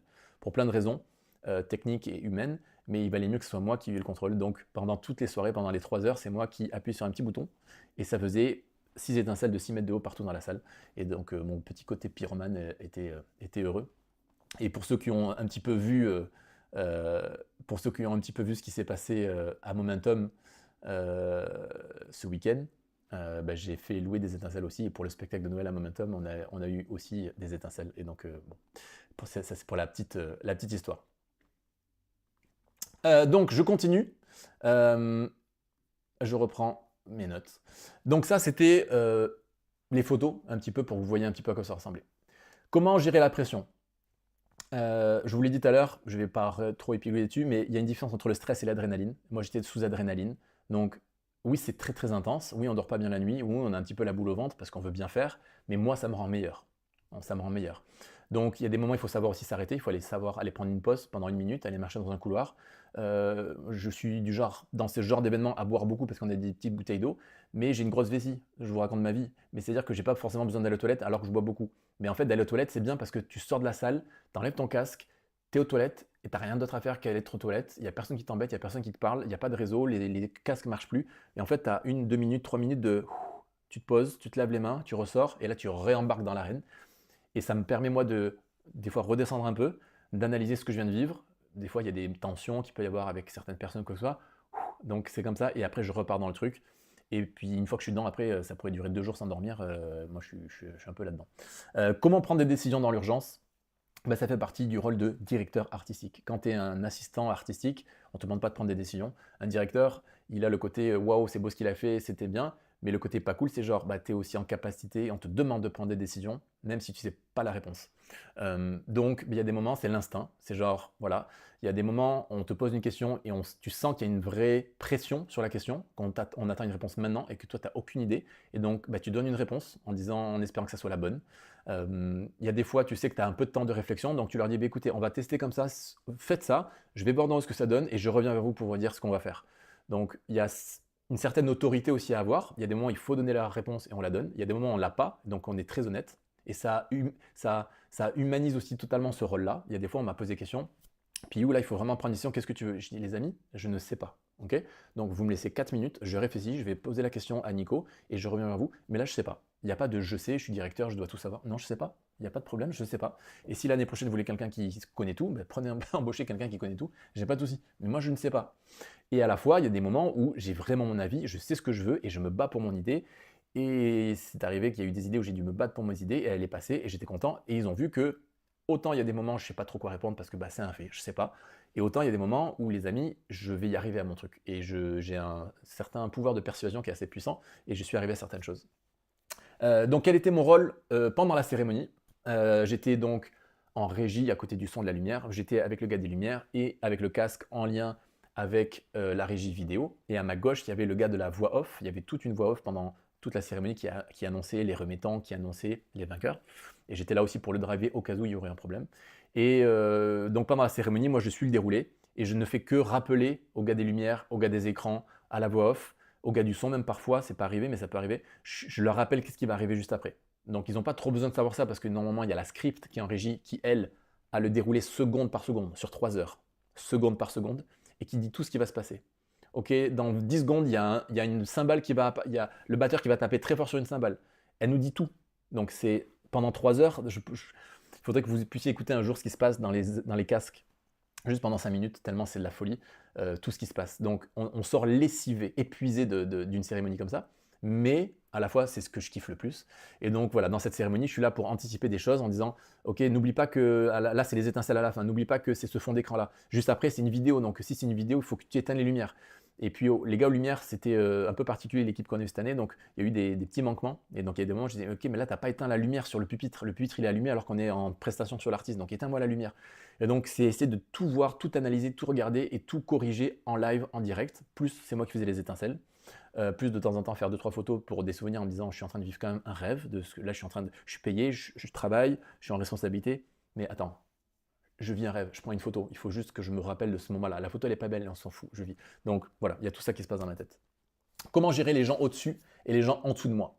Alors ça, c'est, je pense, une de mes forces. Il faut être conscient parfois de ses forces, c'est pas forcément évident à dire, mais je pense que c'est une de mes forces. Je suis conscient que je ne suis pas le meilleur directeur artistique de France, même si c'est peut-être bizarre de dire ça. Je veux être sûr. Dites-moi bien si tout fonctionne, j'ai l'impression qu'il n'y a plus d'image. Voilà, dites-moi bien si vous avez de l'image, parce que moi j'ai l'impression qu'il n'y a plus d'image. Donc mettez-moi bien dans le chat s'il y a bien de l'image, s'il vous plaît, les amis. Je vérifie juste. Voilà, c'est du vrai direct. Oui, j'ai de l'image apparemment. Bon, j'ai pas d'image partout. Donc apparemment ça fonctionne. N'hésitez pas à m'écrire dans le chat si j'ai bien d'image, ça me rassurera. Parce que pour l'instant, je vois pas trop d'images. Tout est OK, parfait, merci. Une de mes forces, c'est ça, c'est le leadership et la diplomatie. Donc je suis conscient que je ne suis pas le meilleur directeur artistique de France, ok. Je le sais, et je connais des chrétiens qui sont dans ce monde-là et qui sont meilleurs que moi. Mais une de mes forces, et c'est je pense pour ça qu'on m'a aussi rappelé, c'est parce que j'ai cette capacité à gérer des gens professionnels. Le gars qui le vendredi passe avec son casque de moto et je sais que le soir même il est à Notre-Dame de Paris en train de faire un événement qui n'a jamais eu lieu et qui n'aura jamais eu lieu une deuxième fois, qui est l'inauguration de Notre-Dame de Paris en lumière. Et il a 4 badges sur sa main parce qu'il est au contact de Donald Trump, de Macron, de tous ces gens-là, et que c'est un événement qui a... Et c'est lui qu'on appelle pour... Voilà. Donc je suis avec ces gens-là, qui pour moi, je les vois comme les meilleurs qui puissent exister.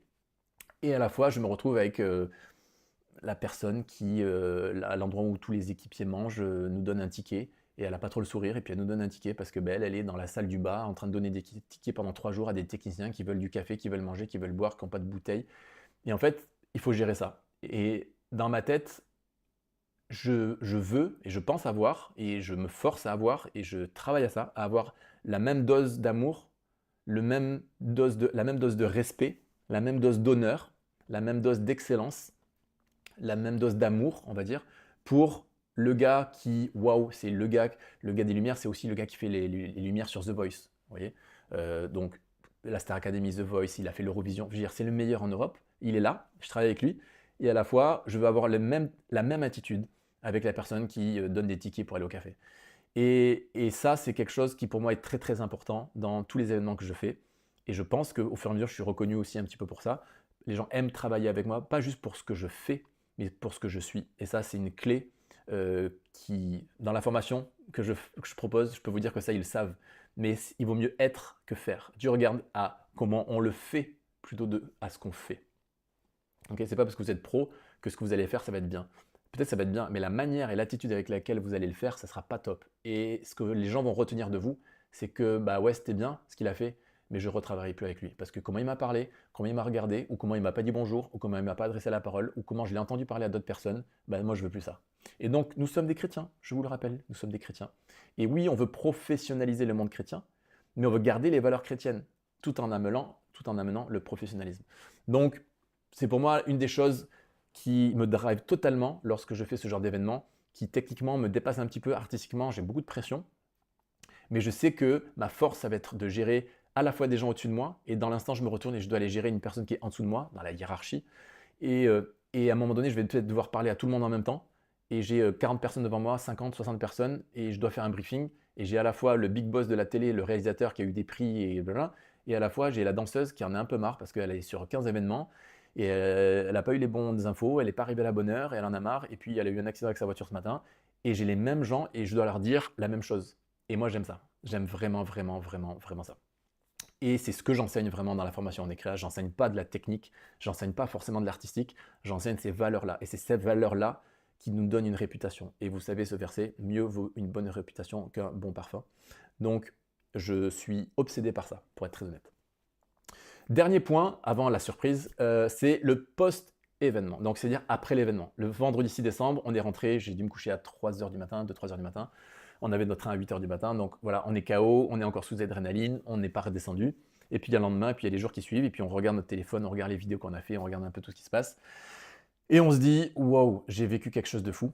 Et moi, pour moi, comment je suis extrêmement dans l'analyse. C'est-à-dire que je ne me dis pas, ça y est, c'est fini, je fais ma facture, je suis payé, et puis j'efface toutes mes photos, j'en suis fier, j'en parle, je fais des lives, mais c'est terminé. Non, non, dans ma tête, je suis dans l'analyse de tout ce qui s'est passé. Je vais analyser qui parle de ça sur les réseaux sociaux, comment les artistes parlent de ça, comment les médias parlent de ça, quelles images ils utilisent, est-ce que ces images rendent bien. Ah tiens, ils utilisent beaucoup ce tableau-là, c'est-à-dire que ce tableau-là, bah, visuellement, il parle peut-être plus que les autres. Pourquoi? Pourquoi pas?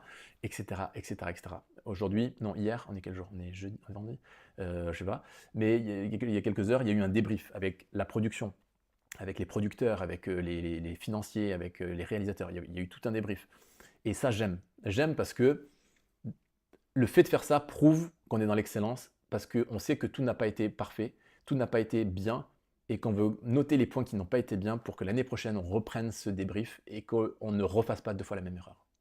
Ça, c'est quelque chose que j'enseigne beaucoup avec mes équipes à l'église ou même dans ma formation. C'est que quand tu fais une erreur une fois sur ton domaine de l'église, ton service, tu as fait une erreur, dimanche 4, et le dimanche suivant, tu refais la même erreur, là, j'ai un gros problème. Mais si le dimanche 4, tu fais une erreur, mais que la semaine d'après, tu ne le fais pas, j'ai aucun problème à ce que tu fasses des erreurs ou que tu te sois trompé dans la manière de faire le son, dans la manière de filmer, dans la manière de faire la lumière, dans la manière dont tu as joué de la guitare. Ça n'a pas marché, ok. Mais si tu reproduis cette erreur la prochaine fois, c'est que tu n'es pas du tout mature sur comment gérer ton service. On se trompe une fois, oui, mais on ne se trompe pas deux fois. Pourquoi? Parce qu'on apprend nos erreurs. Ça, c'est pour des gens qui veulent grandir, ça, c'est des gens qui veulent croître, ça, c'est des gens qui sont ambitieux, c'est des gens qui ont des rêves, c'est des gens qui veulent changer la francophonie. Ça, c'est on est créa, ok? C'est ça, on est créa. C'est pas genre, ouais, mais c'était pas mal. Non, il n'y a pas de c'est pas mal. C'est genre, c'est pas mal, c'est pas notre vocabulaire. On n'aime pas ça. Il n'aime pas le c'est pas mal. Moi, j'aime pas les mous. J'aime pas les gens qui disent, ouais, c'est bien, écoute, on fera peut-être mieux la prochaine fois. Non, c'est pas on fera peut-être mieux. Tu es capable de mieux et tu l'as pas fait, donc tu n'es pas dans l'excellence. Et Dieu ne regarde pas ce que tu as fait, que tu l'aies fait ou tu l'aies pas, Dieu n'a pas besoin de toi en fait pour ça. Mais Dieu regarde comment tu l'as fait. Donc, je suis beaucoup, beaucoup là-dedans. Après un événement, je regarde comment ça parle, je regarde les débriefs, j'analyse et j'essaie de vraiment m'immerger le plus possible à l'intérieur de tout ça pour que l'année prochaine, je sois encore alimenté, on va dire, par toutes ces choses pour faire mieux la prochaine fois. Et je veux aussi avoir un bon témoignage. On me fait confiance. Premièrement, j'ai pas envie de perdre ma place, pour être très honnête, parce que même si tout n'est pas parfait dans cet événement et dans la gestion, rien n'est parfait. Donc, de toute façon, je ne trouverai pas un événement qui est parfait. Et deuxièmement, c'est un privilège de dingue d'être là, parce que bah, il n'y en a pas d'autres qui font de la direction artistique sur les chaînes gospel, c'est moi. Donc ça me fait plaisir et je veux pas laisser je veux pas laisser ma place. Et à la fois, ça me permet aussi d'apprendre. Je suis en train d'apprendre, je travaille avec des professionnels, je suis confronté aux professionnels, je suis confronté à l'excellence ultime, à une exigence ultime, et j'ai besoin de ça. Pour moi, et pour moi, pour l'Église. Pour ceux qui ne me connaissent pas trop, je le dis, comme ça moi c'est public, mon rêve ultime pour moi ou pour mes enfants, si moi je suis plus en âge de le vivre, je veux faire partie de l'événement chrétien qui aura lieu au Stade de France. Un événement qualitatif, pas un événement fait par des gentils chrétiens qui avaient à cœur de faire quelque chose. Non, un truc de dingue, un truc où le monde va venir voir et ne pourra même pas critiquer tellement ça sera qualitatif dans la forme. Moi je ne m'occupe pas du fond, moi je m'occupe de la forme. On est créa, on s'occupe de la forme. Mais je rêve un jour de ça. Mais pour ça, il faut des professionnels chrétiens. Je ne veux pas devoir embaucher des gens pas chrétiens pour faire ça. Je veux des gens chrétiens professionnels pour faire le Stade de France, un jour. Pour cet événement incroyable qui rayonnera partout en francophonie, dans le milieu chrétien et non chrétien. Mais pour ça, il faut qu'il y ait des gens qui décident de travailler dur. Des gens qui prient, on en a. Des gens qui ont à cœur, on en a. Des gens qui ont des dons et des talents, on en a. Mais on a peu de gens qui ont tout ça et qui en plus travaillent, investissent. Et je considère être dans ce schéma-là, et c'est pour ça que j'accepte de travailler dans ces événements. Je ne suis pas à l'aise techniquement, ça me dépasse. Je suis dans du matériel qui me dépasse. Artistiquement, je dois prendre des décisions. C'est la première fois que je fais des si gros événements. Donc je ne peux pas me dire, bah, j'ai déjà j'ai de l'expérience là-dessus. Sur ce type d'événement, je n'ai pas d'expérience. Mais j'ai dit oui, parce que je sais que ce que je vais engranger, ça va être dur. Il va falloir être flexible, je vais m'en prendre un peu, peut-être plein la tronche, ça va être désagréable, je ne vais pas être dans ma zone de confort. À la fin, ça sera quand même cool, mais surtout, j'aurai acquis des choses incroyables dans la manière de travailler, dans la technicité, dans l'artistique, dans la créativité, dans la logistique, dans la gestion, dans les finances, dans la manière de penser un événement, que je vais pouvoir ramener à l'Église Momentum, dans les événements dans lesquels je travaille, que ce soit MLK, ICC, ou avec Echo, avec Move, peu importe les événements, même les petites églises, peu importe, ramener ça dans le milieu chrétien et avoir ce côté professionnel, mais dans le milieu chrétien, avec les valeurs chrétiennes. Ça, je pense que c'est vraiment quelque chose qui peut être très très puissant. Et ce que je veux pas, c'est, je veux pas être le seul à faire ça. Donc, voilà un petit peu comment je vis les après-événements. Beaucoup d'analyses. Une loi que j'ai partagée la semaine dernière dans ma formation, c'est la loi de la réflexion. C'est dans les lois de la croissance de John Maxwell, il y a la loi de la réflexion. Si vous voulez grandir dans votre vie, si vous voulez grandir dans votre business, si vous voulez grandir dans votre église, si vous voulez grandir dans votre service, si vous voulez grandir dans votre relation avec votre conjoint, peu importe, il faut être dans la réflexion, il faut être dans l'auto-analyse, il faut réfléchir. Qu'est-ce qui vient de se passer? Comment j'ai réagi? Comment je peux faire mieux la prochaine fois? Il faut tout le temps être comme ça. Ça fait peut-être un peu parano, mais en tout cas, c'est que les gens qui sont comme ça qui avancent et qui progressent et qui apprennent de leurs erreurs. J'espère que vous kiffez. Mettez-moi en commentaire si vous kiffez, mettez des cœurs, mettez du feu. Je vais répondre à des questions. Il y a beaucoup de questions. Je ne sais pas si je vais pouvoir aller sur toutes les questions. Pour la gestion de projet, quelles sont vos étapes clés? Les tests, son, cam, répétition, c'est combien de jours avant? Bon, c'est une longue question, c'est une question qui mériterait une longue réponse. Je ne vais pas aller trop longtemps, mais l'événement était le vendredi. Moi, je suis arrivé sur place le mercredi matin. Le mercredi, c'était mise en place technique de toutes les machines et toutes les choses. Et le jeudi, c'était répétition individuelle des artistes par rapport au son. Et pendant ce temps-là, nous, on essayait de mettre nos fonds d'écran et de voir ce que ça donnait et de demander au gars des lumières de commencer à mettre des bonnes couleurs. Mais il n'y a que le vendredi, lors du filage, où là, on a pu vraiment voir concrètement à quoi ressemblait chaque scène. Et donc, c'était pas facile parce que un filage, normalement, ne sert pas à ça. Et là, au filage, on a découvert la tenue de certains artistes, on a découvert certaines transitions. Et ça, c'est pas un filage, normalement. Ça, normalement, ça, il faut qu'on les valide avant. Donc, c'était pas évident, mais voilà. Comment on attribue les budgets des performances? Les budgets proviennent des labels ou de la production? Les budgets proviennent de la production. C'est-à-dire que l'artiste qui vient, tout lui est payé. C'est-à-dire que, je sais pas, je donne un exemple, c'est 500 € pour Dan Hutten. Dan Hutten n'est même pas conscient que c'est 500 €, mais nous, on a 500 € pour Dan Hutten. Et donc Dan Hutten, lui, il vient performer et sur une scène incroyable. On lui fournit un piano, on lui fournit des danseurs, on lui fournit une chorale, les lumières, les designs, il y a tout. Enfin, c'est dingue. Et moi, je vais avoir un budget, c'est un exemple, c'est pas le cas, mais je vais avoir un budget de 500 € pour gérer Dan Hutten. Donc ça, c'est la production qui, dans le budget global, octroie une enveloppe pour l'artistique. Et dans la partie artistique, après, on vient piocher. Ma question, c'est, dès l'instant où ils choisissent de mettre en place la cérémonie, est-ce que pour la DA, ils cèdent d'un thème qui va être fil rouge sur tout l'événement, qui se retranscrira dans la com, par exemple, ou sur les réseaux? Je crois que j'ai déjà répondu à cette question. C'est quoi les caméras qui ont été utilisées pour la captation vidéo? Alors, je n'ai pas la référence des caméras, mais c'est des caméras professionnelles les grosses que je vous ai montrées là, c'est 80 000 € une caméra minimum. Donc, je n'ai pas la référence exacte. Tu disais que tu gérais aussi le spectacle de Noël à Momentum. Comment tu t'organises quand tu as de gros événements en parallèle pour être présent dans l'instant à chaque fois? Alors ça, c'est quelque chose qui s'acquiert avec le temps.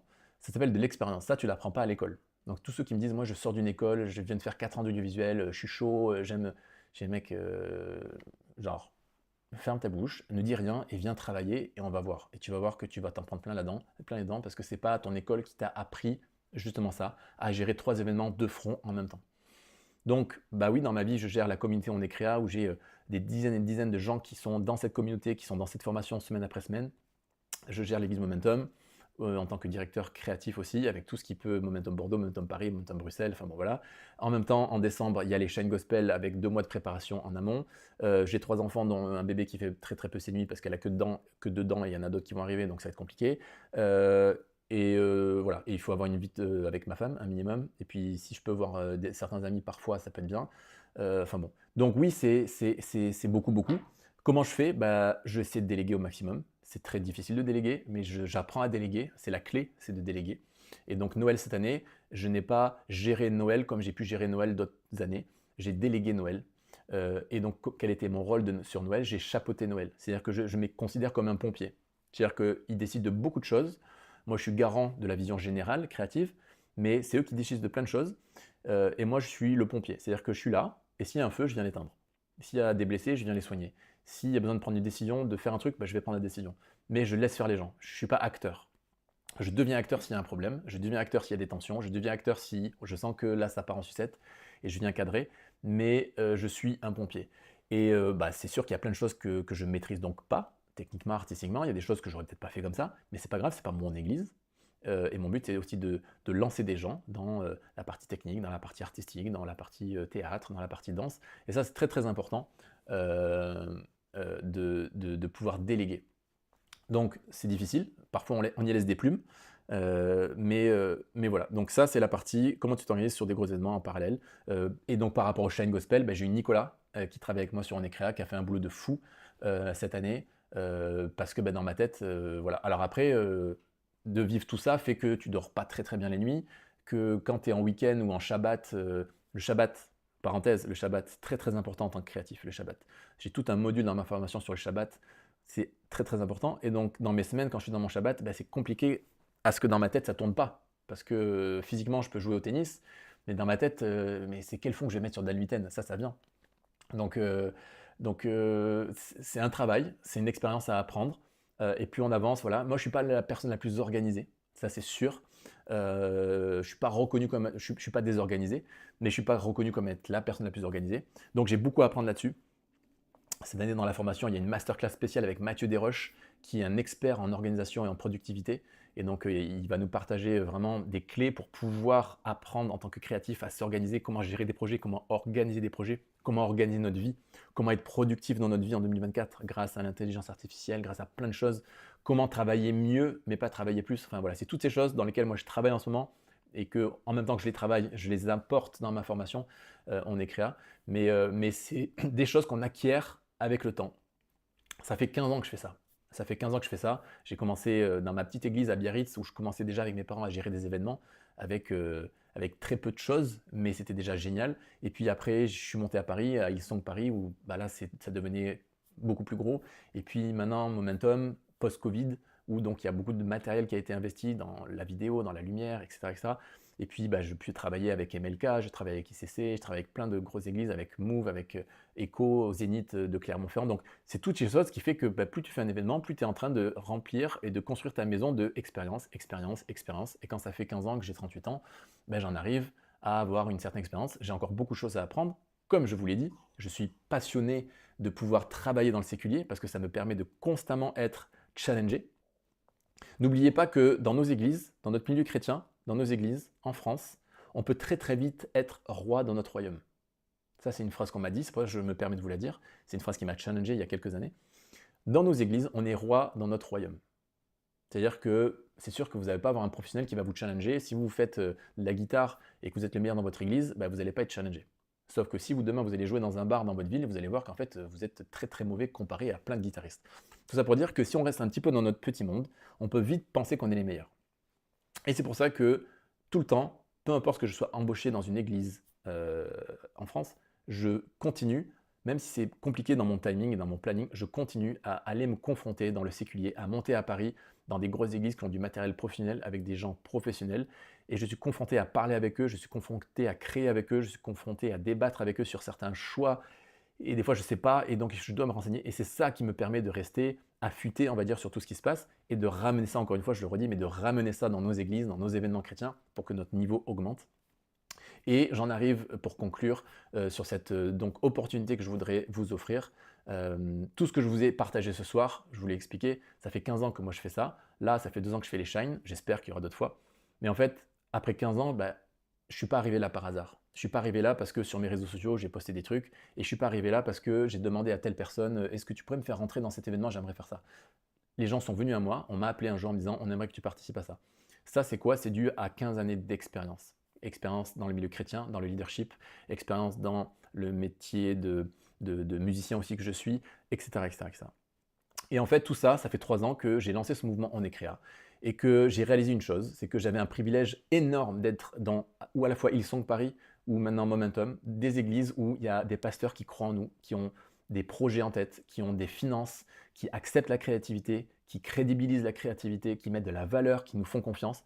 Et j'ai réalisé que ça faisait peut-être partie de 1% des églises en France, 2%, je suis gentil. Et qu'il y avait donc 98% des églises en France où il y avait des créatifs dans les églises, mais qui étaient seuls, sans projet, ou sans finance, ou sans un pasteur qui y croit, ou sans un pasteur qui met de la valeur. Et Dieu m'a fait réaliser, au travers de prophéties, au travers de grosses réflexions que j'ai eues, que, ok, toi c'est bien, tu as ta vie, tu es embauché dans une église, tu fais des gros événements, dans des grandes églises, des petites églises, ok, c'est génial. Mais tu fais quoi pour tous ces gens-là, qui sont la majorité, qui ont autant de dons et de talents que toi, voire plus, et qui sont seuls? Comment tu vas les aider? Et donc est venue cette idée du digital et de faire une formation. Et donc j'ai créé il y a 3 ans une formation qui s'appelle une formation On est Créa, une formation qui est totalement en ligne. Donc le rêve, ça serait d'être en présentiel, mais c'est pas le but. Et en fait, cette formation, c'est la continuité de tout ce que je vous ai raconté ce soir. Je pense que vous l'avez vu, c'est mes tripes. Je suis quelqu'un de passionné. Et c'est en étant passionné qu'on devient passionnant. Donc ce soir, j'ai partagé mon cœur et cette formation, c'est ça, c'est mon cœur. Cette formation, elle ne vient pas de moi. Cette formation, elle est de Dieu. Moi, mon objectif dans ma vie, c'est pas de faire des formations. Je ne suis pas un formateur. Je n'ai pas de formation de formateur. Moi, je suis un chef d'orchestre de l'événementiel, de l'ombre, comme je vous ai expliqué ce soir. Donc si je fais tout ça, c'est parce que vraiment Dieu me l'a demandé. Et mon but, en fait, c'est de vous équiper pour que vous soyez aussi capable de créer comme moi j'ai créé pour les chaînes gospel. Je ne suis pas le seul capable de faire ça. Je ne suis pas meilleur que vous. C'est juste que j'ai beaucoup travaillé, j'ai eu des opportunités, j'ai su dire oui, à des moments il fallait dire oui, j'ai su dire non, à des moments il fallait dire non. J'ai su avoir du discernement à certains moments et j'en suis arrivé là grâce à Dieu, mais aussi grâce à beaucoup de travail. Et donc mon but c'est que vous aussi, vous rentriez dans cette phase de votre vie où vous vous dites, ok, je suis capable, je peux aussi réaliser ce genre de choses, j'ai des rêves et je veux y arriver. Et en fait, cette formation va vraiment vous donner le déclic. Et ce qui est bien, et c'est pour ça que j'ai créé cette formation comme ça, c'est que ce n'est pas une formation qui chaque année, il va falloir que vous repreniez la formation parce qu'à chaque fois, il faut... Non, c'est juste one shot, c'est une fois. Pourquoi? Parce que cette formation, ce n'est pas une révolution. Cette formation, c'est une révélation. Et la révélation, quand on a la révélation une fois, on n'a pas besoin d'avoir la révélation une deuxième fois dans notre vie. Okay, vous avez donné votre vie à Jésus une fois, il n'y a pas besoin de la redonner une deuxième fois. C'est acquis. Alors des fois, il faut se remettre dans le bain, mais vous voyez ce que je veux dire. Et donc cette formation, elle est conçue pour que, au bout des 12 mois, vous ayez ce déclic. Moi, je ne vais pas vous aider et vous apprendre à organiser votre spectacle Noël, à créer votre spectacle Noël. Je ne vais pas vous apprendre à faire des vidéos. Je vais vous apprendre à comment vous allez gérer votre spectacle Noël. Je vais vous apprendre à comment vous allez décider de comment faire un spectacle Noël. C'est-à-dire que je vous donne les clés pour vous réaliser votre créativité au travers de vos dons et vos talents. C'est pour ça que, au bout d'une année que vous avez votre déclic, vous n'avez plus besoin de moi parce que je vous ai donné la recette. Je ne vous ai pas donné le produit final, moi je vous donne la recette. Donc c'est ce que j'ai vécu avec les Shine. Moi je suis convaincu que vous pouvez le vivre. Pas forcément avec les Shine, peu importe la dimension de l'événement, mais la passion que j'ai dans ce travail-là, de pouvoir être rémunéré à faire ce travail-là, c'est un privilège, mais c'est 15 ans d'expérience, c'est 15 ans de travail, c'est 15 ans de sacrifice pour en arriver là, et donc je ne suis pas le seul, je ne suis pas meilleur que vous. Et tout ça, je veux le transmettre, et je veux le transmettre dans cette formation. Et c'est pour ça que cette formation, j'y mets toutes mes forces, toute mon énergie pour que vous puissiez en bénéficier. Et si moi, quand j'avais 20 ans, j'avais eu une personne qui faisait une formation comme ça, j'aurais mis peut-être 10 ans de moins pour en arriver là où je suis. Et donc, ce que je veux, c'est que vous ne gâchiez pas les prochaines années de votre vie à tourner en rond et à ne pas savoir quoi faire. Et voilà, cette communauté est là pour vous encourager. Cette formation, elle est là pour vous. Elle est concrète et vous devez passer à l'action maintenant parce que cette formation ne va pas vous laisser indifférent. Je parle de choses que je prends des gens qui ont fait cette formation, ça fait 3 ans que je la fais. Les fruits sont fous. La vie des gens est transformée dans leur vie d'église, dans le service, dans leur créativité, dans leurs relations. La créativité dans les relations, c'est passionnant. Dans leur vie même de business, j'ai des gens qui ont des auto-entreprises et qui, au travers de la formation, ont fait développer leur business, pas le côté finance, mais dans le côté créatif. Et avec la créativité, on peut transformer des business. Donc, moi, j'ai beaucoup investi en moi pour en arriver à faire un live sur les Shine Gospel Awards. C'est 2 heures ensemble où vous voyez un petit peu la partie visible de l'iceberg, mais j'ai dû pendant des années investir en moi, me former. Et maintenant, je vous supplie que si vous voyez ce live, vous vous dites c'est bien, un jour moi aussi j'aimerais le faire, comment faire? Bah, prenez cette formation, elle est là pour ça. Je ne le fais pas parce que je m'ennuie dans ma vie, vous l'avez compris, je le fais ça parce qu'il y a un vrai besoin. Je le fais parce que je crois au Stade de France, et le Stade de France, je ne veux pas y aller seul. Alors le Stade de France, c'est une image qui peut paraître un peu... Mais le Stade de France, ça part d'où? Ça part de chacun dans nos églises, qui nous professionnalisons. On n'investit pas dans du matériel, on investit en nous pour ensuite être capable de gérer du matériel. Donc, investissez en vous. Cette formation, c'est un outil. Okay, c'est un outil pour vous former, pour que ça déclenche en vous des choses fortes et que enfin vous puissiez rentrer dans ce que Dieu a prévu pour vous au travers de vos dons, de vos talents, et tout ça saupoudré de créativité. Donc, dans cette formation, il y a quoi? On parle de plein de choses. On parle de leadership, on parle de comment faire des choix artistiques, on parle de développer des équipes créatives, comment développer des équipes créatives, comment développer des équipes de communication dans l'église, comment faire les bons choix de matériel, comment faire une chaîne YouTube de qualité, comment faire de la création, de la créativité, comment créer mais avec pas de budget. On n'a pas de budget, comment faire?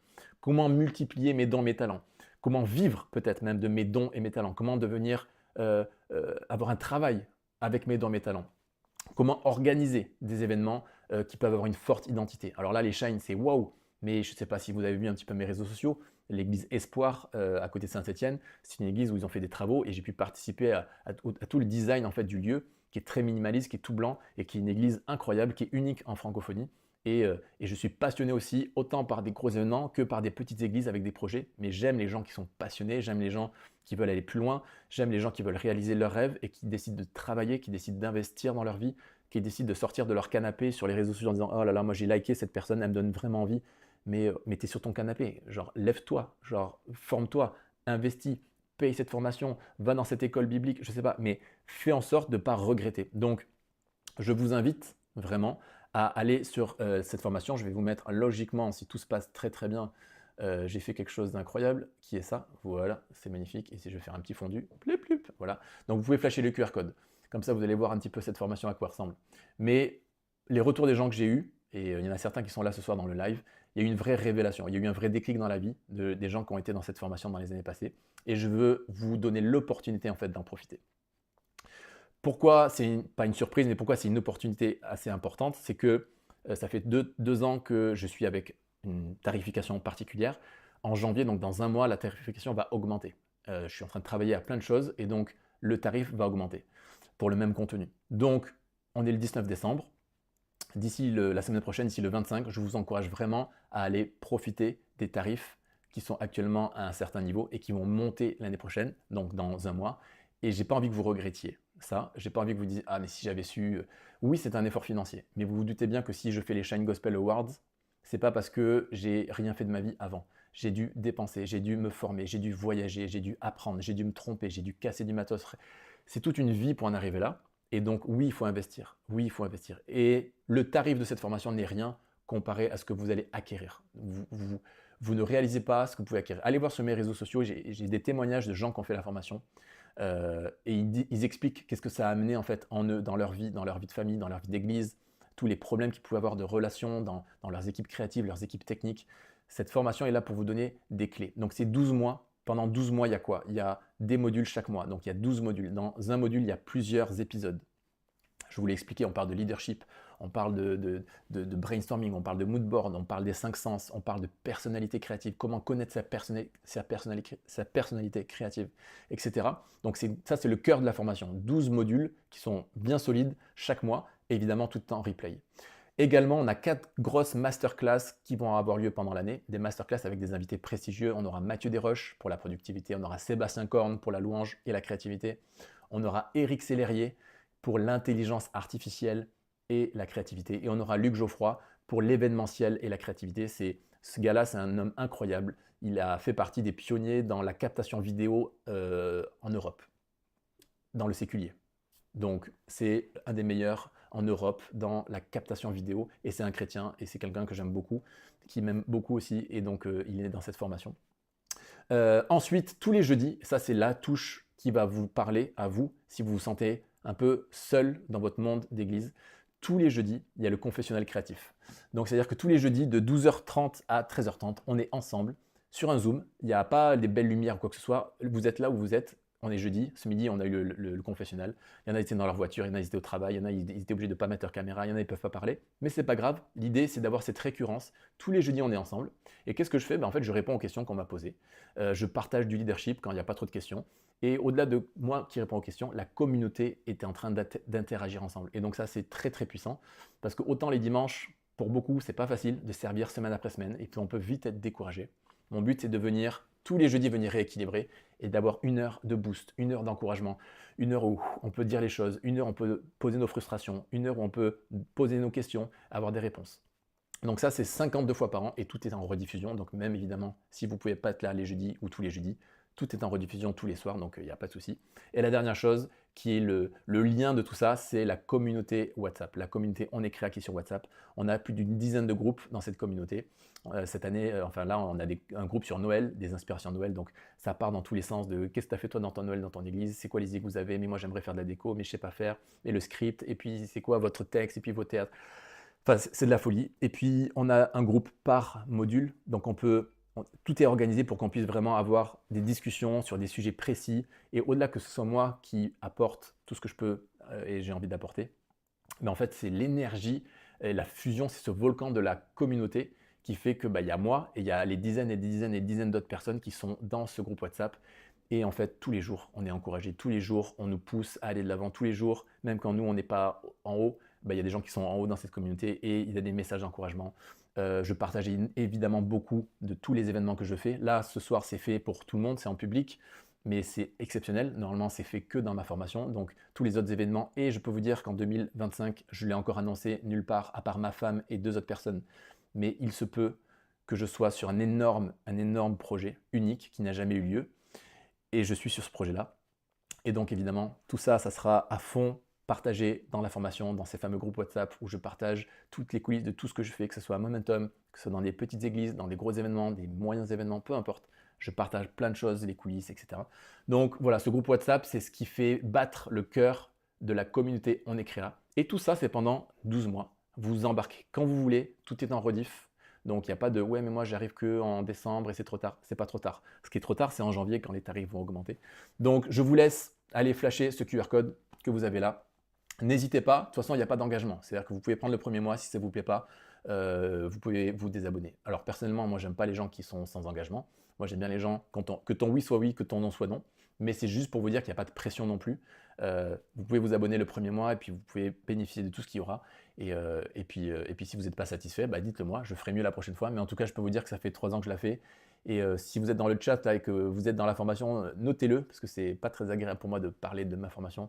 Mais quand je vois les fruits de ce que les gens ont récupéré grâce à cette formation, c'est ce qui me donne envie de continuer et de faire en sorte qu'on soit une communauté qui grandisse et que ce mouvement On est créa soit vraiment un mouvement reconnu en francophonie, pas pour ce qu'il fait, mais pour ce qu'il est lorsqu'il fait. Et c'est ça toute la différence. Les amis, l'heure est venue. Désolé pour les petits problèmes techniques du début. Normalement, la fin va mieux se passer. Je vous souhaite une bonne soirée. Si vous n'êtes pas abonné à cette chaîne, abonnez-vous. Je ne sais pas du tout quand c'est qu'il y aura une prochaine vidéo. Je ne suis pas un YouTuber qui balance des vidéos tous les jours. Mais il y a 97 abonnés alors qu'il n'y a que 2 vidéos. Donc c'est énorme. Donc abonnez-vous. Cliquez sur la cloche. Je ne sais pas qu'est-ce qu'il nous faut dire. Mais bon. En tout cas, ça m'a fait plaisir d'être avec vous. Vous l'avez vu, je parle peut-être un peu vite. Mais c'est parce que je suis passionné. Et ce que je vis, je veux que d'autres le vivent. Là, vous êtes encore des dizaines connectés. Je veux que vous le viviez avec moi. Je veux, l'année prochaine, au Shine Gospel, je veux vous embarquer. Nicolas Millet, qui est avec moi, qui travaille avec moi, il a fait cette formation.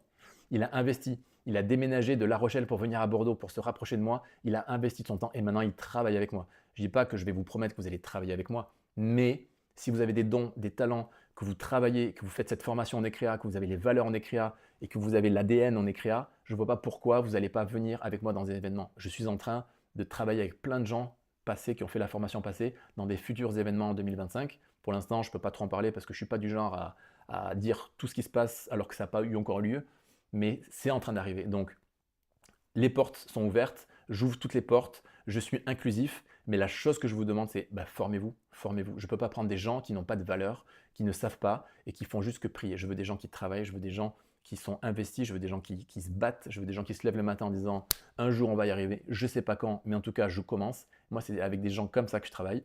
Nicolas, c'est un gars comme ça. Patricia, c'est comme ça. À Momentum, il y a beaucoup, beaucoup de gens comme ça. Et c'est avec ces gens-là qu'on va faire le Stade de France. Alors, vous avez le QR code. Je vais le remettre aussi dans le slide de fin. Je vous souhaite une excellente soirée. Merci beaucoup d'avoir suivi. Cette vidéo, évidemment, sera en replay. Donc, partagez-la au plus grand nombre. Vu que celle-là est publique, profitez-en. Elles ne sont pas toutes publiques. Les autres, ça sera que dans la formation. Je vous souhaite une bonne soirée et je vous dis à très très bientôt. Bonne soirée les amis.